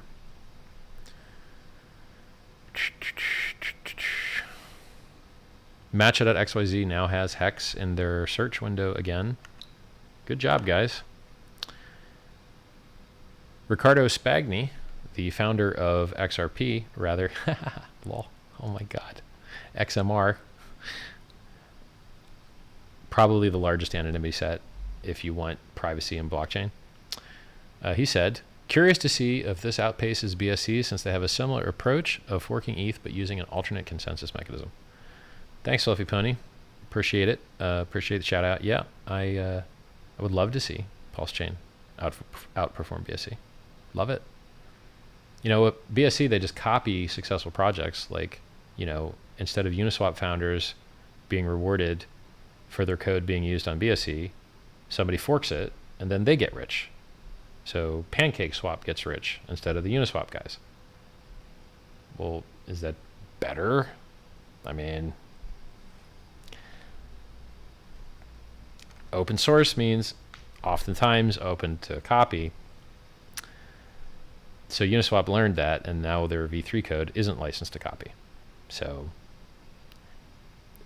PulseChain is really neat in that the original founders that made awesome stuff will oftentimes be the ones to reap the rewards, because instead of having an empty chain that fills up with knockoff copies of awesome stuff, you just get the same awesome stuff. So I think it's a superior method. Reducing Ethereum fees, reducing pollution in the environment, reducing negative externalities which hurt price performance, reducing centralization due to bad staking game theory, and what else? There's something else. Rewarding the people that deserve it most. I think PulseChain.com is really awesome.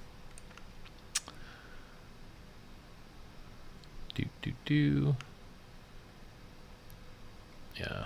I mean, they said that these ones sucked, that these block explorers didn't work.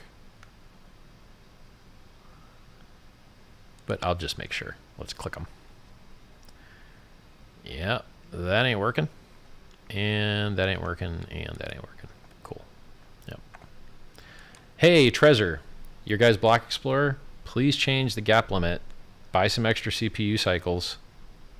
Have your code look a little bit further down the derivation path, please, because it's useless. Come on, man. It's like a one-line code change.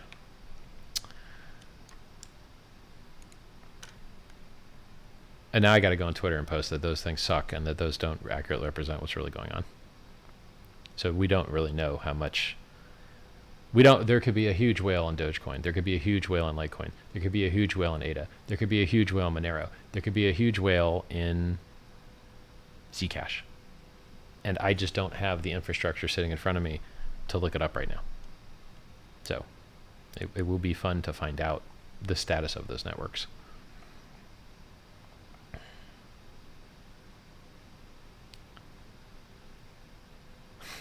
We all know that's how you normally sound off camera, Richard. Respect. Good one. Richard, check the Bitcoin Crash wallet. Bitcoin Cash wallet. I don't have it set up. What are your thoughts on mint only once capped already minted? I don't understand the question at all. Will our stakes in comp and AVA forked over? It's the entire system state. I mean, there's very little changes. So it's very, very likely that everything that you had on the ETH chain that you're going to have on the Hex chain. There's just some things that aren't going to make it, but the vast, vast, vast majority of things are.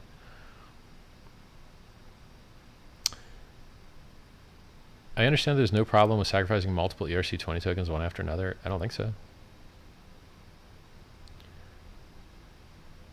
Will PulseChain have any admin keys like Matic? No. If you are in cryptocurrency and you're using stuff with admin keys, why are you in crypto? Crypto is invented to get rid of middlemen and counterparty risk. An admin key is a middleman that is counterparty risk. No admin keys. No. Horrible. Absolutely horrible.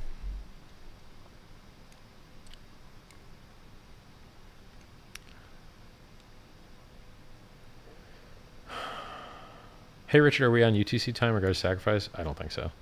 It is whenever the notification went out.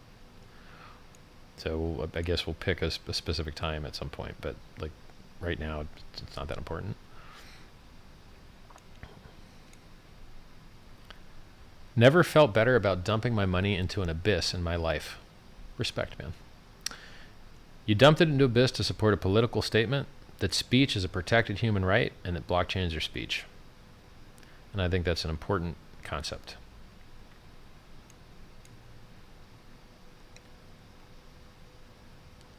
What's the timeline for mainnet launch? Well, it's subsequent to performance of testnet. I mean, testnet seems to be working amazing, so, but it's not public yet. Let's get public testnet out there. And if it works amazing, I mean, you could have mainnet a month later. I mean, you're basically, like, you want dApps to have time to make sure that they can point to the nodes and servers and APIs that are the PulseChain network. And so there is some dev that needs to be done by teams that run front ends to make their user experience work on a chain that's in a different IP, so to speak, with a different chain ID. So that is kind of a time gate on how much time you want to give dApp front ends to build and test against the infrastructure before you go to mainnet. And I think that's a very, very important phase, a very important phase. So you got to play it by ear. Basically, it's like, how well is the software running? I think it's going to run great. So far, it's been awesome. It's way exceeded my expectations. And then on that adoption side, you just have to play it by ear and say, all right, we've got like Pareto, 80% of the guys that we're going to easily get. So let's go mainnet. That's where the logic is on that. Will PHEX be $0 on the day of Pulse launch? It is designed to be, yes. Everything is designed to be $0 on PulseChain on launch. So it's better. The world is better that way.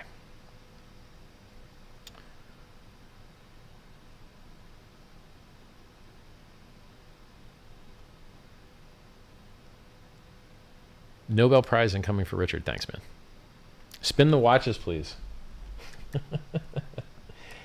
Basically, you think I'm a founder of multiple businesses and cryptocurrencies and books and movements, but in reality, I just spin watches for a living. This is my life. I'm like an organ grinder, little monkey.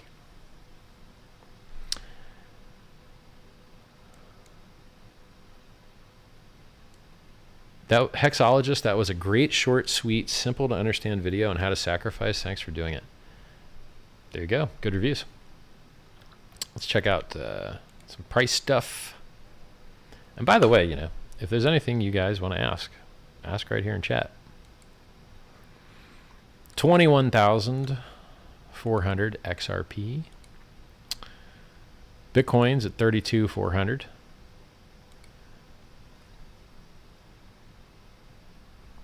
And Hex is at 13.6 cents. An all-time high today of 14.8 cents. This AVAX address still sitting on 82 AVAX. I think that's like a grand. The Ethereum chain sacrifice address is sitting at 35 million US dollar equivalent, with $29 million of that being Hex. Now, interesting game theory. Nobody knows what might or might not control these sacrifice addresses, if anything. Who knows? But if it was the case, that either there was no control or the control was of the mindset to not dump some things, well, then that would be a reduction in market supply for those things. Pretty cool. Pretty interesting. Now, the SENS Foundation, everything they get, they're dumping. They're dumping it. As soon as they get it, they're dumping it. If the person in charge of it's asleep, they can't do it while they're sleeping, but when they wake up, they're dumping it. Thank goodness they don't accept tax. Interesting game theory. So whenever there's, if you try and analyze prices of things, supply and demand matters. And take PulseChain, for instance. If there's no inflation and the coins only get burnt when they're used for fees, 25% of them, well, that seems like a reduction in supply forever. Supply's not going up. Seems to me like that might go up in price. Start at zero, but who knows? Could go up in price. So I think it would be neat if, how do you phrase this? I like the dream, the fantasy, the concept that over the passage of time, more and more hex just doesn't find its way to market, and it becomes rarer and scarcer, and assuming static or increasing demand, that's beautiful for price. I like that idea. And that is, by the way, what the primary mechanism and value proposition of Hex is that it generates scarcity and positive price pressure through the delay of gratification, which is similar to virtual lending in that stakers lock their coins up, decreasing the market supply, putting positive price pressure, which can only be harvested by those that have liquid coins. And the premium that the liquid coins are paying for the ability to harvest that increase in value is that they're being diluted by the interest and inflation that the staker class is receiving. It's an amazingly beautiful design. Really beautiful. I think it's Nobel Prize winning, but I'm not an expert on economics prizes issued by the Nobel people, so, you know. I think it's a really, I've never seen people lock up so much money for 5.5 years average.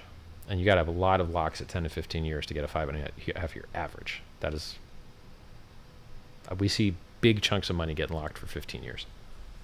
5,555 days is the maximum stake length. I don't even need this. I'm not even listening to anybody. Goodbye, headset. Where are my homies spinning? Spin, you fools. I don't know why some of them ain't spinning. Richard, will there be a site or list where we can see the rank and sacrifice phase? I don't think that there's enough free developer resources in the Hex or Pulse communities to build out real-time monitoring infrastructure that has such a limited time of value. That infrastructure would only be valuable for the next 19 days. So I just don't think it's a good use of, I mean, look, if you are in any of these coins that we're bringing adoption to, or if you're in the Hex community, or if you're in the Pulse community, and you want to make it easier to monitor these addresses that you have the XPubs for, please do so. But my gut feel is that these things will very likely be tallied at the end, because having a running total on the way is just time consuming, and it's only worth 19 days,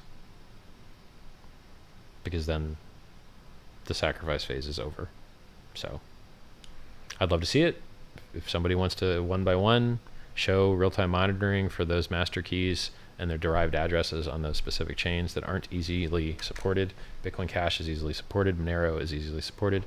Bitcoin is easily supported. The EVM chains, AVAX and Ethereum, are easily supported. The SENS Foundation addresses are easy because they only have a single address per an asset. That stuff's all very easy. The hard ones are the ones that have poor infrastructure. Dogecoin, Litecoin, probably Zcash. I don't think I'm missing any, but I don't have MetaMask here to like go to the site and check. If I sacrifice 5,000 ETH, I should get a minimum of 1x Pulse released. So the way it works is, when you sacrifice your crypto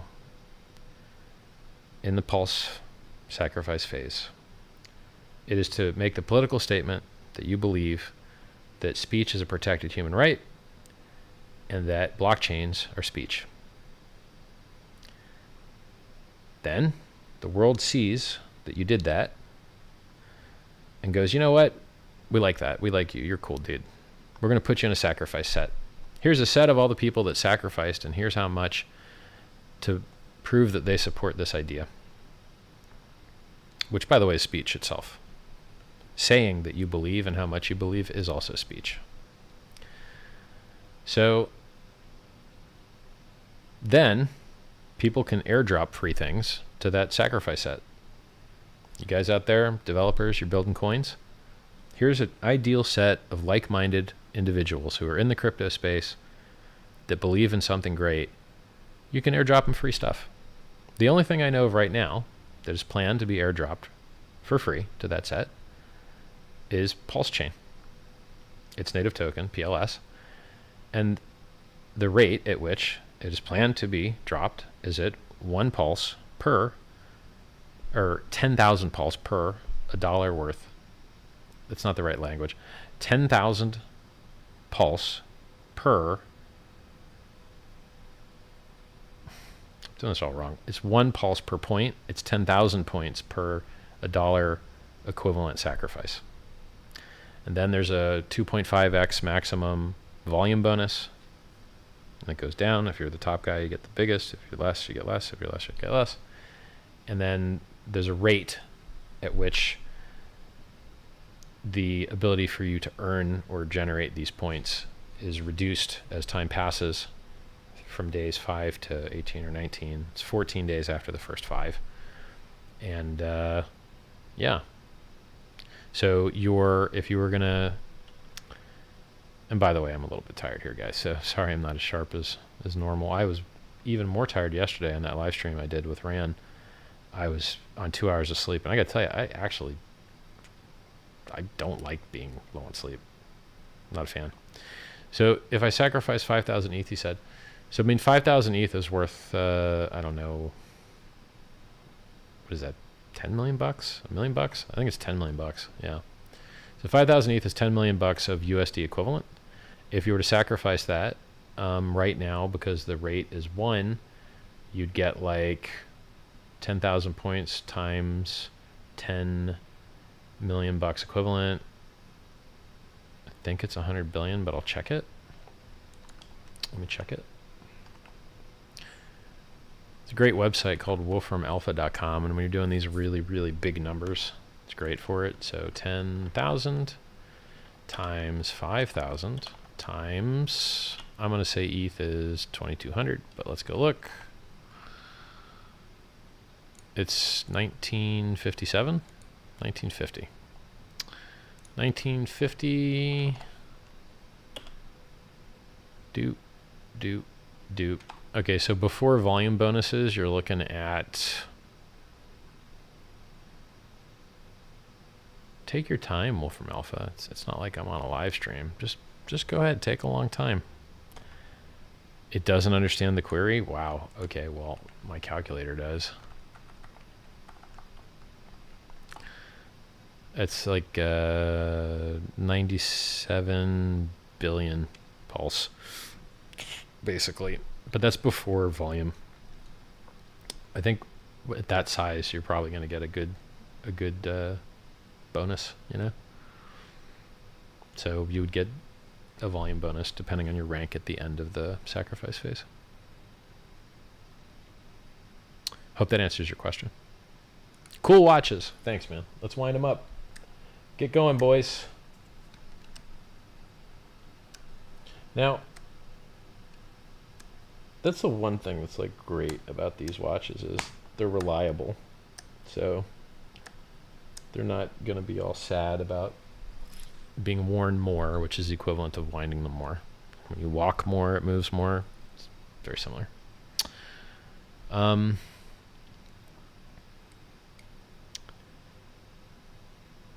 PulseChain burns per transaction. How much does it get burnt? 25%. Considering half these block explorers are this bad, I doubt a live leaderboard is worth the hassle. I hear you, man. I hear you. I mean, you don't know how bad these blockchains are until you try and use them. And then you're like, wow, there's no docs. The docs that do exist, they don't work. The things that you type into the console don't do what they're supposed to. They actually pop errors. And you're like, okay, like this has been around for 10 years. Like, come on.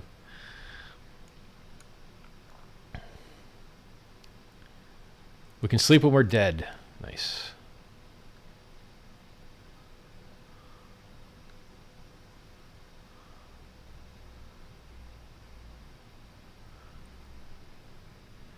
When shall I expect the attendant to hand me my bonus card? After the sacrifice phase has ended, and take some time to add all this stuff up. So like if you want to do a TWAP for some of these coins that don't have a TWAP feed anywhere, well, it takes work to do that. So I can't give you a specific time on how long it's going to take to put all that data from each chain together with its price and do all that math and stuff. It might take a couple days, few days, if I'm guessing. So you should know the final state of the sacrifice sets ranking, volume ranking, within a few days. I mean, unless you do the math quicker and then, hey, send it to me, I'll check it, you know? It's all public, so. The one thing that needs to be released is the index for certain chains of index ID and the derivation path to the MetaMask address. So that needs to be made public. Everything else is public.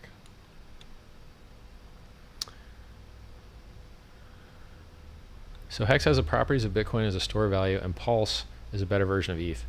Yeah, but I mean Hex does more than that, right? Like it does more than store value. It's really awesome. But so I saw someone make the analogy that like I made a better Bitcoin and then I made a better ETH. It was like, sounded cool. I like the way that sounded.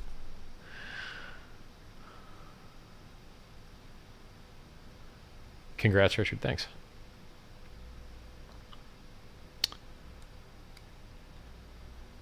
I'm guessing if one wants to live a long life, weight management and good sleep might help. Plus intermittent fasting. Yep. I agree with everything you just said, buddy. At least I'm doing the healthy eating thing. It's honestly refreshing to hear a business owner that's actually attuned to the technical needs and aspects of not just running a business, but what you're doing now. Yeah, I mean, I know what's up, man.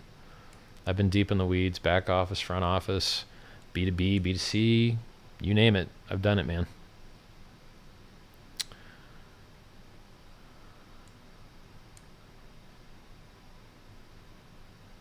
Is the ERC snapshot before or after the sacrifice phase? Well, you can't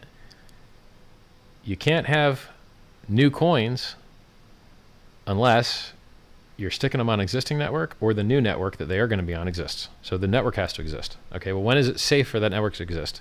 After the testnet has been tested. Okay, and when is it safe to release the testnet? After the set of people that are like, everything's running fine.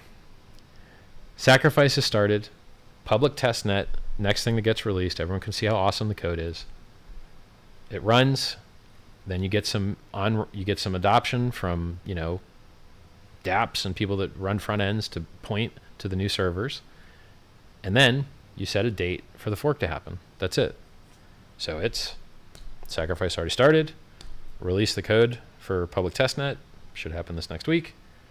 And testnet runs good, people on ramp, they use it, they like it, you set a date, and you have the fork, and then the 10,000 plus new coins come into existence. I mean, it's a great question. I should write that down somewhere.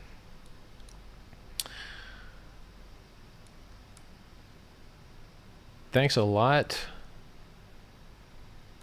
What? You're welcome. The crypto Mount Rushmore is Satoshi, Vitalik, Richard, and who do you think the fourth Richard? I'm going to go with like Fluffy Pony because Monero is useful, right? Like you want anonymity, you want privacy. Well, it does that. So, I mean, yeah. Bitcoin, Ethereum, Monero. I think that's a good top four. And if I'm in there, great.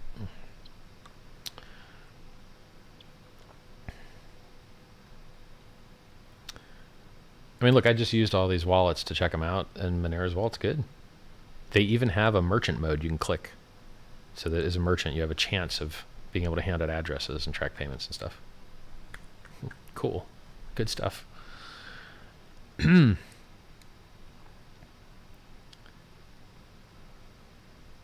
was able to get some hex with Atomic Wallet from Bitmart.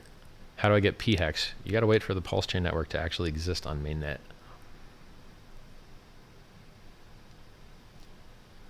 Richard, what's your price prediction for Hex and PulseChain? I never do that. You're never going to get anything like that from me. I don't do price predictions for things I've created.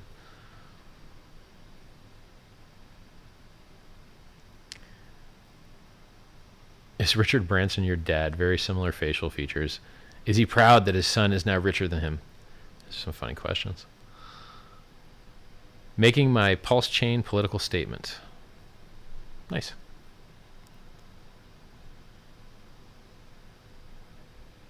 Will there be staking on Pulse? Yes. There's just no time component like there is in Hex. I sacrificed some ETH. Everything's smooth. Glad to hear it. Let's go check the numbers. Let's see what the SENS people are saying. One sec.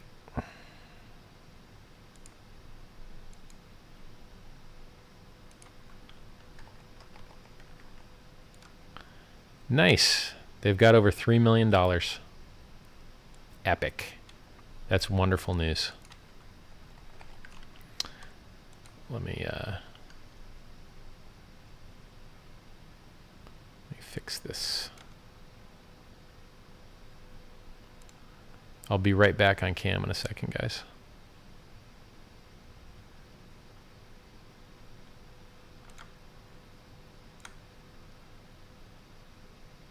I can't believe that I streamed for 20 minutes to a blank audience earlier. Sorry about those guys.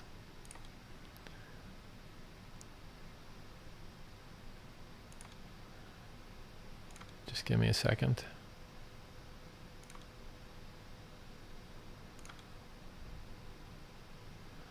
All right. There we go. So 3 million. Make a tweet.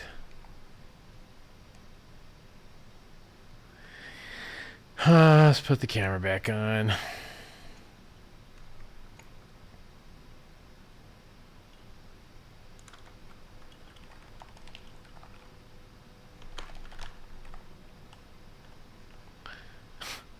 Lol.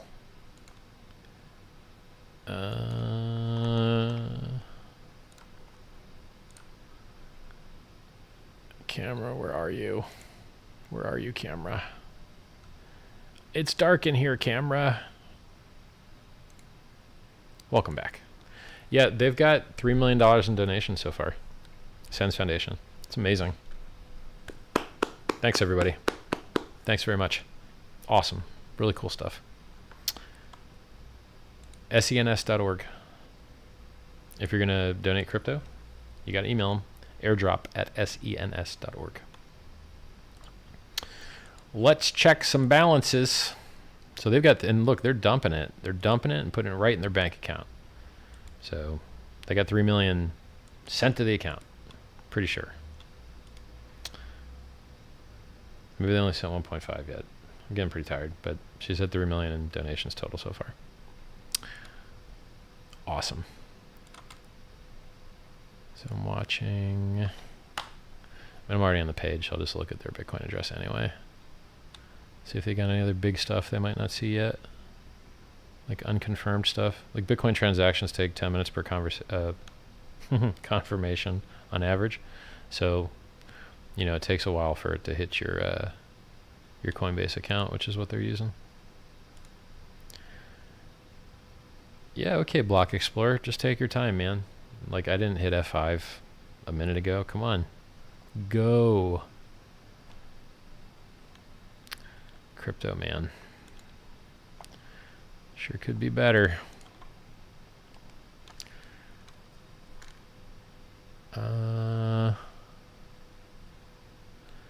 Hex price 13.2, and I'm just scrolling through some of these other chains to see if there's anything interesting going on.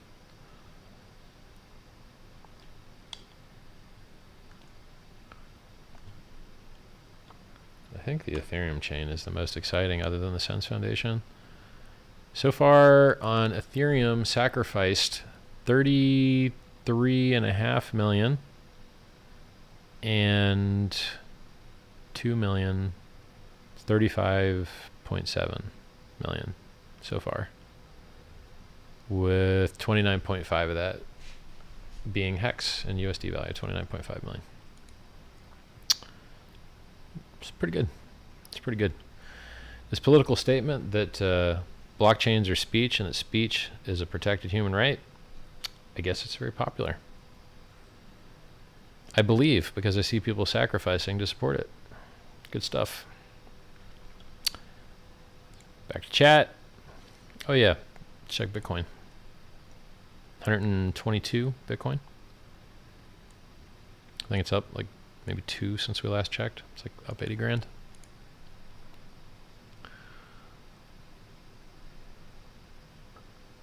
Once you sacrifice your hex, will the current price at sacrifice be locked? Yeah, it's the time-weighted average price, unless it's too inconvenient, and then it's just the easiest, you know, price at that moment. It's very easy to know the hex sacrifice prices because they're on Etherscan.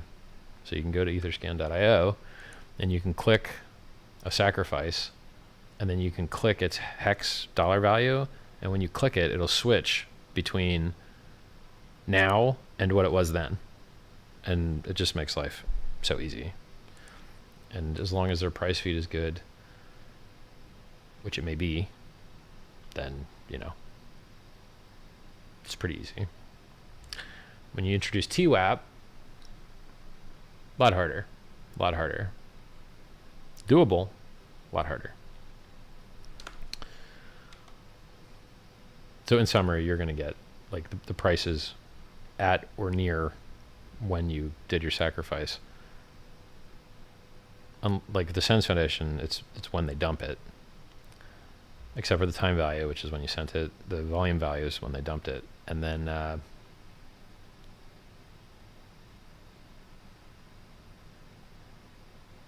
yeah, I got asked this question earlier. The answer's the same. Is there a difference between staking p-hex and Pulse? Yeah, wildly different. Hex monetizes time, and you know, they're totally different. You can stake them both, but they're totally different.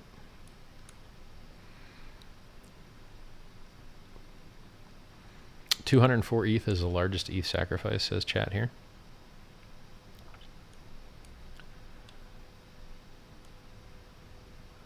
Hi, Richard. I have someone asking me here if you can sacrifice more than once on Pulse.info. Yeah. Yes, you can. I'm going all in. Is there an initial market cap prediction? I don't do that. And no. The difference is, well, you know, someone else is explaining to him. By the way, I haven't seen any scammers in the chat. I expected like scam festival.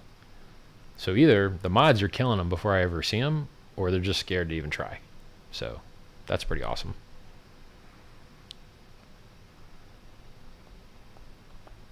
You said Hex monetizes the best aspects of human behavior. Very cool. Does PulseChain build on this? They're just totally different, man. I mean, you'll have to wait.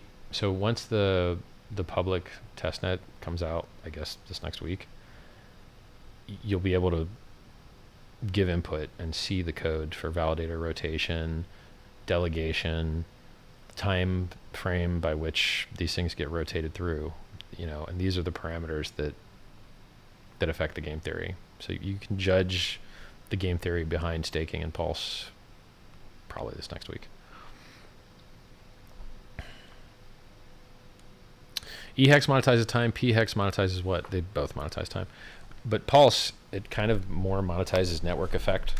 And, you know, hey, Elon Musk on TV saying he wants to save the environment. We got you, bro. Hey, everybody's priced out of Ethereum. They can't afford to do anything. We got you, bro. Hey, you like NFTs? Guess what? You got all your NFTs on a new chain. There you go. You like that? Hey, you know, you like free coins? Like, it's a different thing, you know? I think there's a reason that the Hex Telegram group has been around 10 times as long, but has less members than the Pulse Telegram group.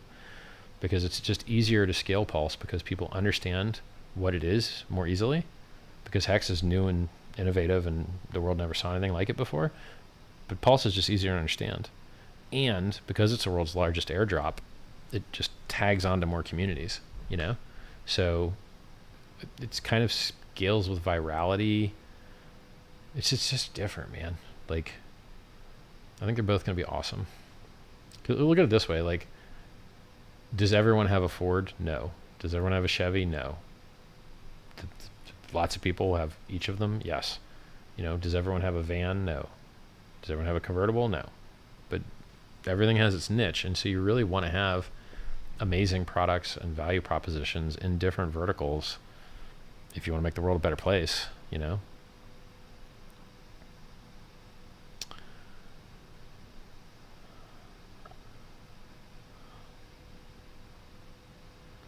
Some people with bad English ask the worst questions, man. There is no Pulse chain on Metamask. It is its own chain. If you're buying a PLS token on Metamask, if you're buying a PLS token on Uniswap, you're getting scammed. If you're buying an eHex on Uniswap, you're getting scammed. If you're buying an ePulse on Uniswap, you're getting scammed. None of these things exist yet, so don't get scammed. Let's see what we got here. By the way, for the record, how funny was it when I thought that the Bitcoin sacrifices were 1,000 times larger than they really were? That was funny. That was really, really funny. Oh my God. Oh man, that was hilarious. I was thinking to myself, I'm like, how are the Bitcoin guys killing the Ethereum guys so bad? They're just beating them. And you're like, oh, because you misread the units, and these are millibits, not full Bitcoins. Oh, it all makes sense now. Unbelievable. This is why we verify. This is why everyone else has been given the tools to monitor these things, because it's important. Richard, you have your microphone overdriven. All right, well, there you go.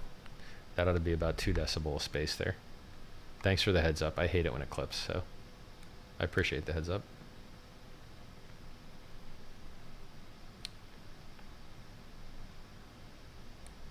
Somebody says, just sacrificed 5 ETH. Very excited. I have USDC. Is it better to swap to Hex and then sacrifice, or swap to ETH and then sacrifice? Just sacrifice the USDC.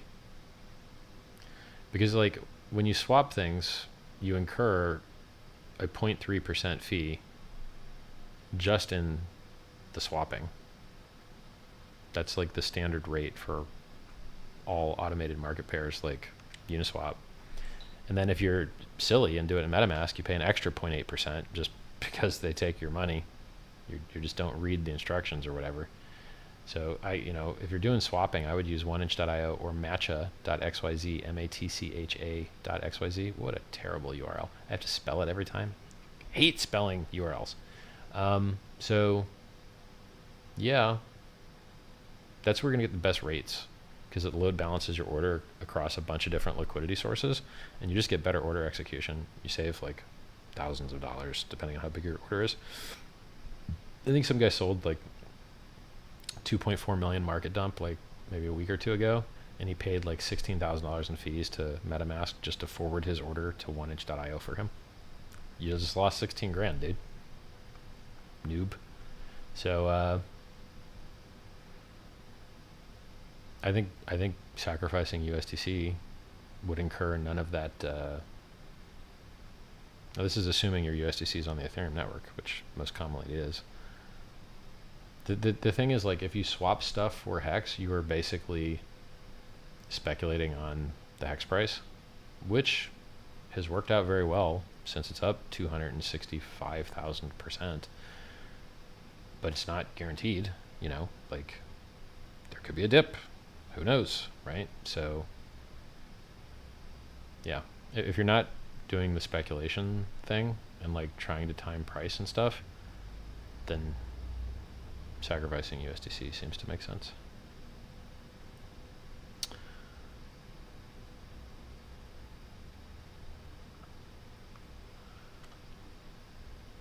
How do you know if the sacrifice has been received on the other end? Yeah, it's easy to tell for Bitcoin, because I wrote a guide on how to set up a watch-only wallet in Electrum, and so you can see in real time the transactions hitting the wallet. It's easy for XRP, it's easy for AVAX, it's easy for ETH, because you can see the transaction hit. The chains it's not easy for, it's easy for Monero as well if you follow the instructions that I published on twitter.com/RichardHartWin. The chains that are hard are the ones that have poor infrastructure and do not support HD wallets, and those are Dogecoin, Litecoin, probably Zcash. So I don't know what's going on those chains right now, because I don't have tools on this computer set up to do it. So we'll just have to wait until someone imports the derived address list. So either there's 2 ways to monitor what's going on those chains. One, you find a wallet that supports importing XPub to make a watch-only wallet. Or 2, you derive the list of addresses from the XPub and then import that somehow by editing the wallet.dat or by having a script access the console and inject import pub key commands. Those are 2 options I know of, and then you'll be able to monitor the blockchain. You could also find a website that has a node that supports you uploading a watch list.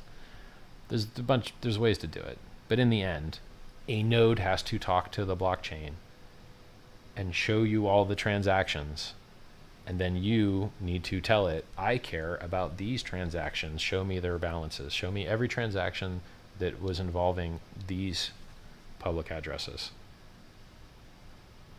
You could even, I mean, if you're hardcore enough, you could just go to the blocks directly and pull the data out without a wallet. You know, like it is just data, right? So it sucks that because their blockchains are so poorly developed, that you have to hire a developer in order to try and figure out whether you got paid on that chain or not. Man, that seems like it's going to be a real hard sell for enterprise. How do you tell if you've been paid? You can't. Horrible. Like, come on. Come on. So horrible.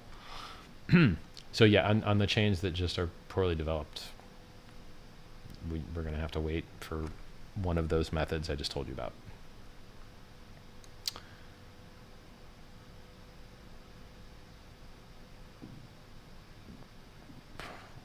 Chat.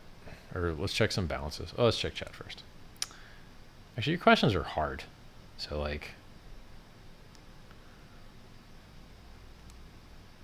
so to confirm, we can send hex via an ETH address to the SENS site? Nope, they don't accept hex. They do not. Do not send your hex to the do not send your hex to the SENS Foundation. They don't accept it. Somebody says, I've sacrificed thousands of ADA. How do we know if it's been received? Well,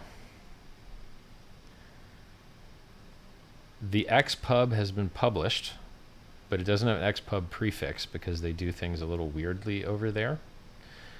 So you're going to have to figure out how to turn that master key, which is published on, I mean, look, if you saw it in the block explorer and you send it to the address that you got from Pulse.info, that's as good as you can do.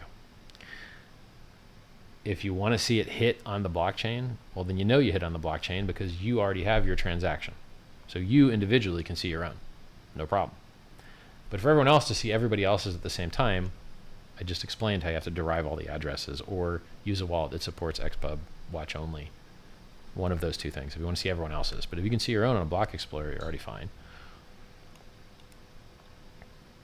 I mean, I think that I think what would be smart would be for me to just derive, you know, a whole giant ton of addresses from these master keys and then just publish those. And then you can Control F that list and see that your key was there, or the address that you got issued was in the derivation path, and therefore, hey, you're good to go, you know. But I'm not doing that today. I'm tired. But you can do it. So you can go download a tool. Ian Coleman, don't download a fake one. It'll steal all your keys.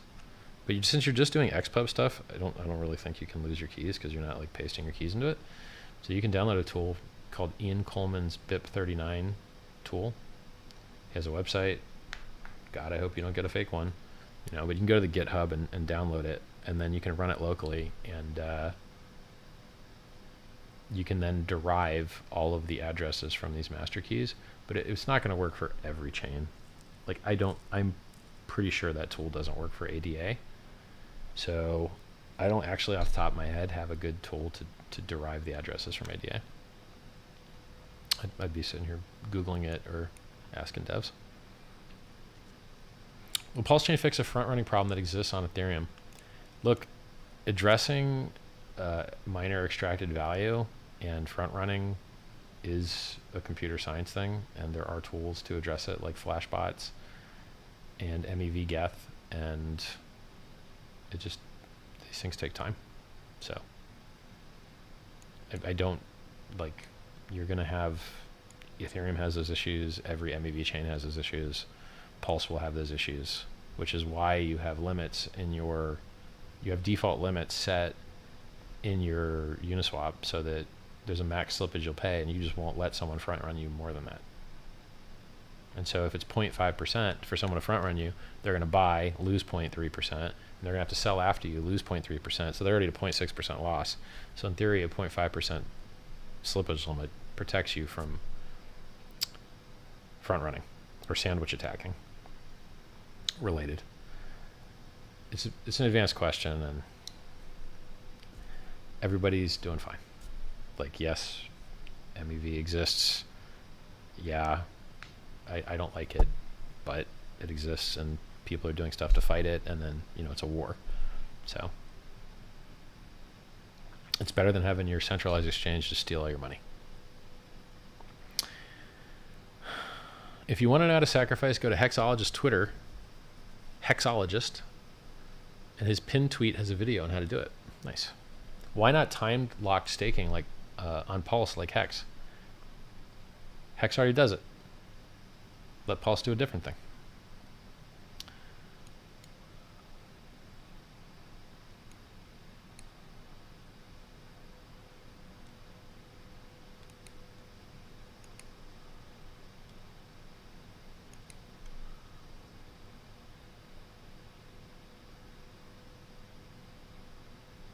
Some of these questions are just too hard for me to answer. I'm too tired. Like, explain bridges. Too tired, man.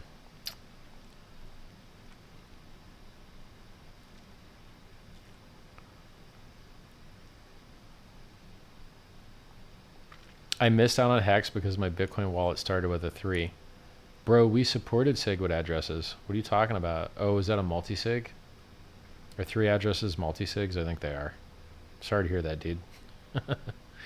You should have been a smart whale and, you know, sent it to a wallet that didn't start with a 3, and then you could have sent it back after the snapshot. Ancient history. You know, or you also could have found your way into Hex a million other ways that weren't free claiming, eh? It's only up 265,000%. Let's go look.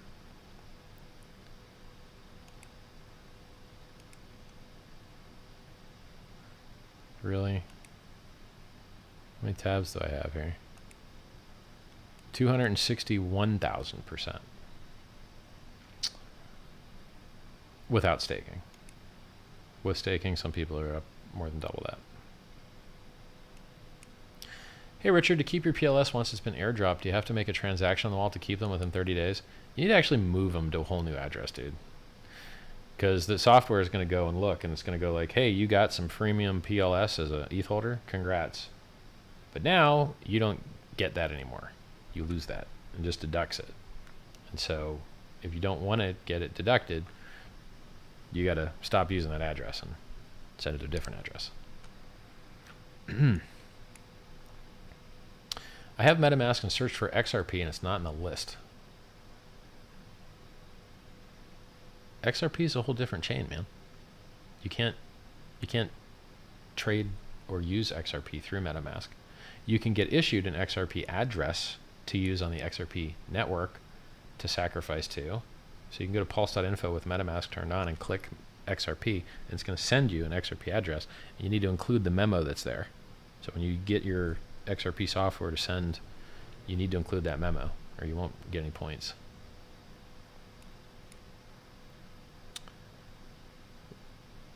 Would you recommend cost averaging separate sacrifices over the coming days or weeks? Man, you're trying to time the market, except with normal market timing, you don't have like a timer working against you. And after day 5 in the Pulse sacrifice phase, you have a timer working against you.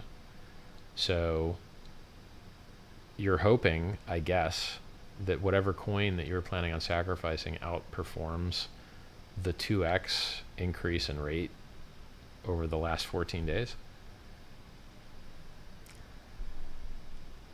I don't know, man. I mean, it seems like a speculation thing you're trying to do there with the market timing, you know? Don't know. The price USD that is used to count the points will be the same day or each day? Well, the first 5 days are the same, then increases 5% per day for the next 14 days. These are great questions, guys. I mean, thank you for taking the time to ask them. Somebody says, I sent ETH and Hex and have no idea if I did it right.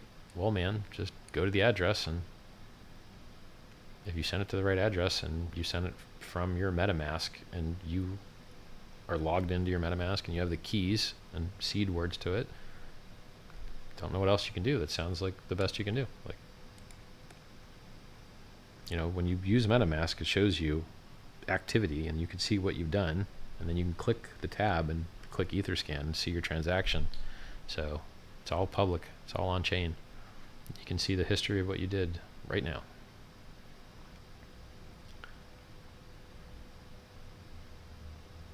Hey Richard, maybe the XRP dropdown guy does not know that XRP is Ripple. Could be. Good point.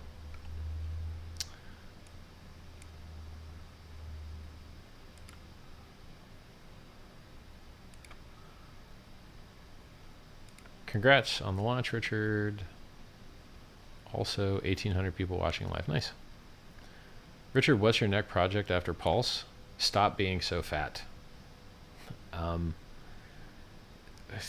There's a lot going on, man. Let's focus on one thing at a time.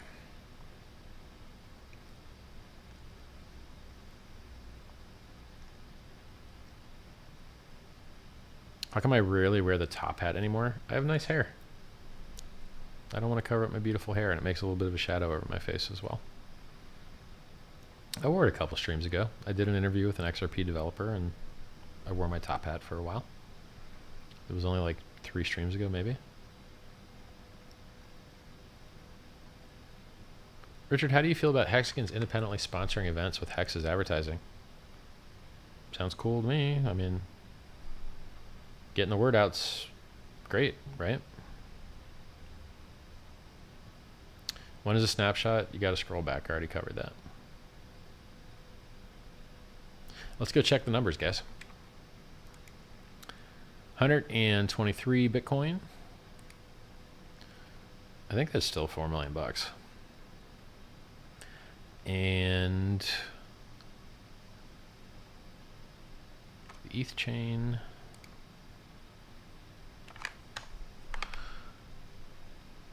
$35 million plus 2.2. It's like 37.3 million USD worth on the ETH chain. I think these other chains are like pretty not much going on here. Like AVAX has got 94 AVAX. I think that's like $1,000 maybe. And what else? We've got, you know, you guys should do in chat. Go tell these other communities that there's adoption being brought to their chains. Make sure they know that it's happening, because I haven't gone and read it and posted on any of the threads. Hey, look, guys, there's someplace you can actually use this coin. Go do that. Go on these subreddits, go on these communities, go on Twitter, and let these people know that there's something awesome that they can do with their coins to support an awesome political message that speech is a protected human right and blockchains are speech. Go do it. Let them know, because I didn't. So it'd be really awesome if you guys did.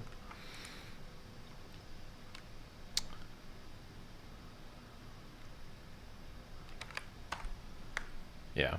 So I'd love to see the Monero balance. I'd love to see the, I mean, maybe somebody on Twitter followed my instructions and actually set it up already. I'm getting pretty tired, so maybe when I'm chilling in chat at t.me/PulseChain.com or t.me/HEXCrypto.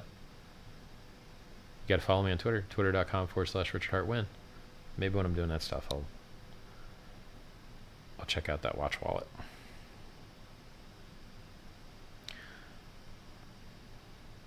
I mean, there might even be a chain I forgot that is supported, which would be funny.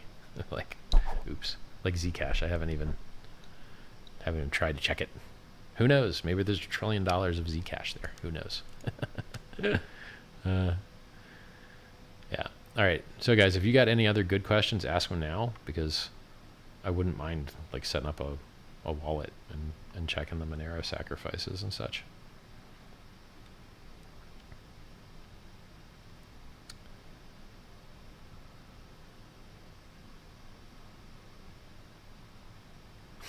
It's hard to give up the ETH, but lost more than that when it went below 2K.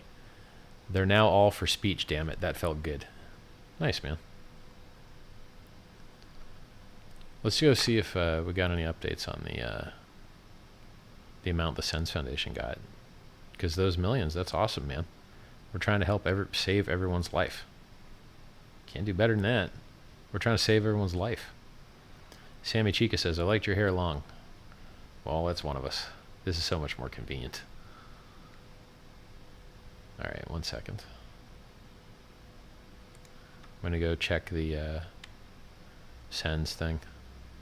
Be right back. You'll still be able to hear me, though.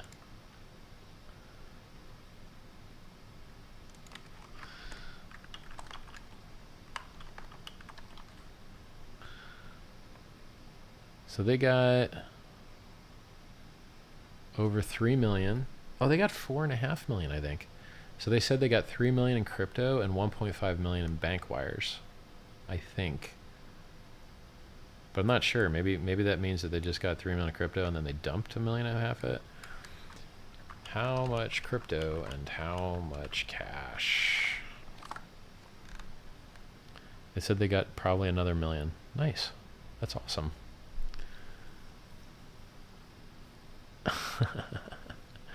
Let's just say that the SENS Foundation is very nice and thankful and kind. They say nice things.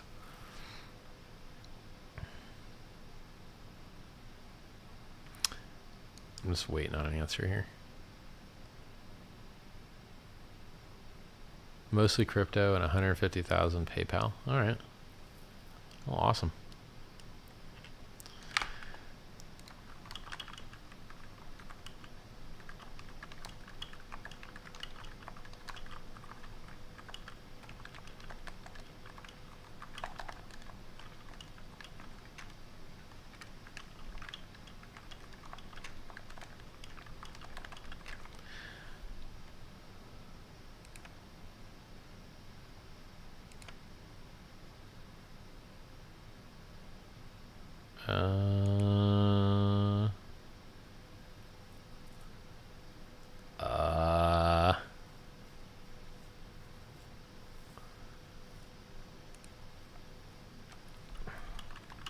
Yeah. So millions of bucks. Cool. I'm happy with it. I'm gonna turn my camera back on.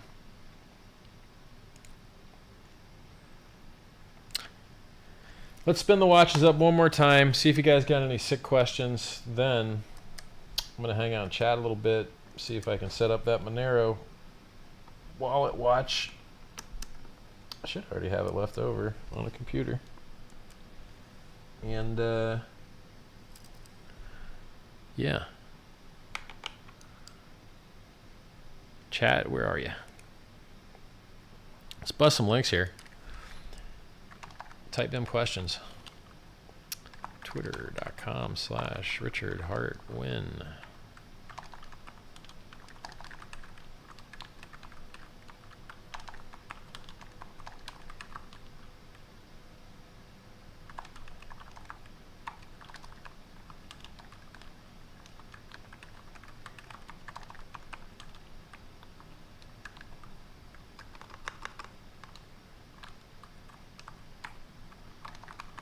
Hitting you with the links, homies.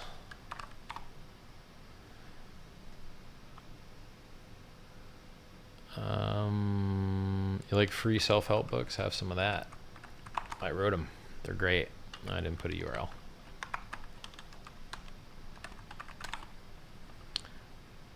Did I misspell that? No. That's good.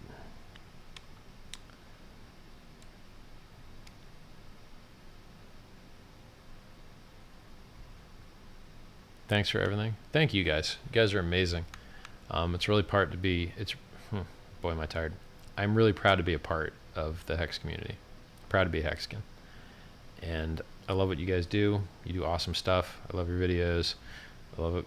Your get-togethers. I love everything you guys are doing. It's really awesome. It's really fantastic. You know, everybody in the Hex community is a volunteer. So all these moderators that you see moderating these chats in Telegram and on YouTube, those are all volunteers. Nobody's getting paid. You know, all these websites that you see, like hex.vision, apphex.win/charts, those are all volunteers.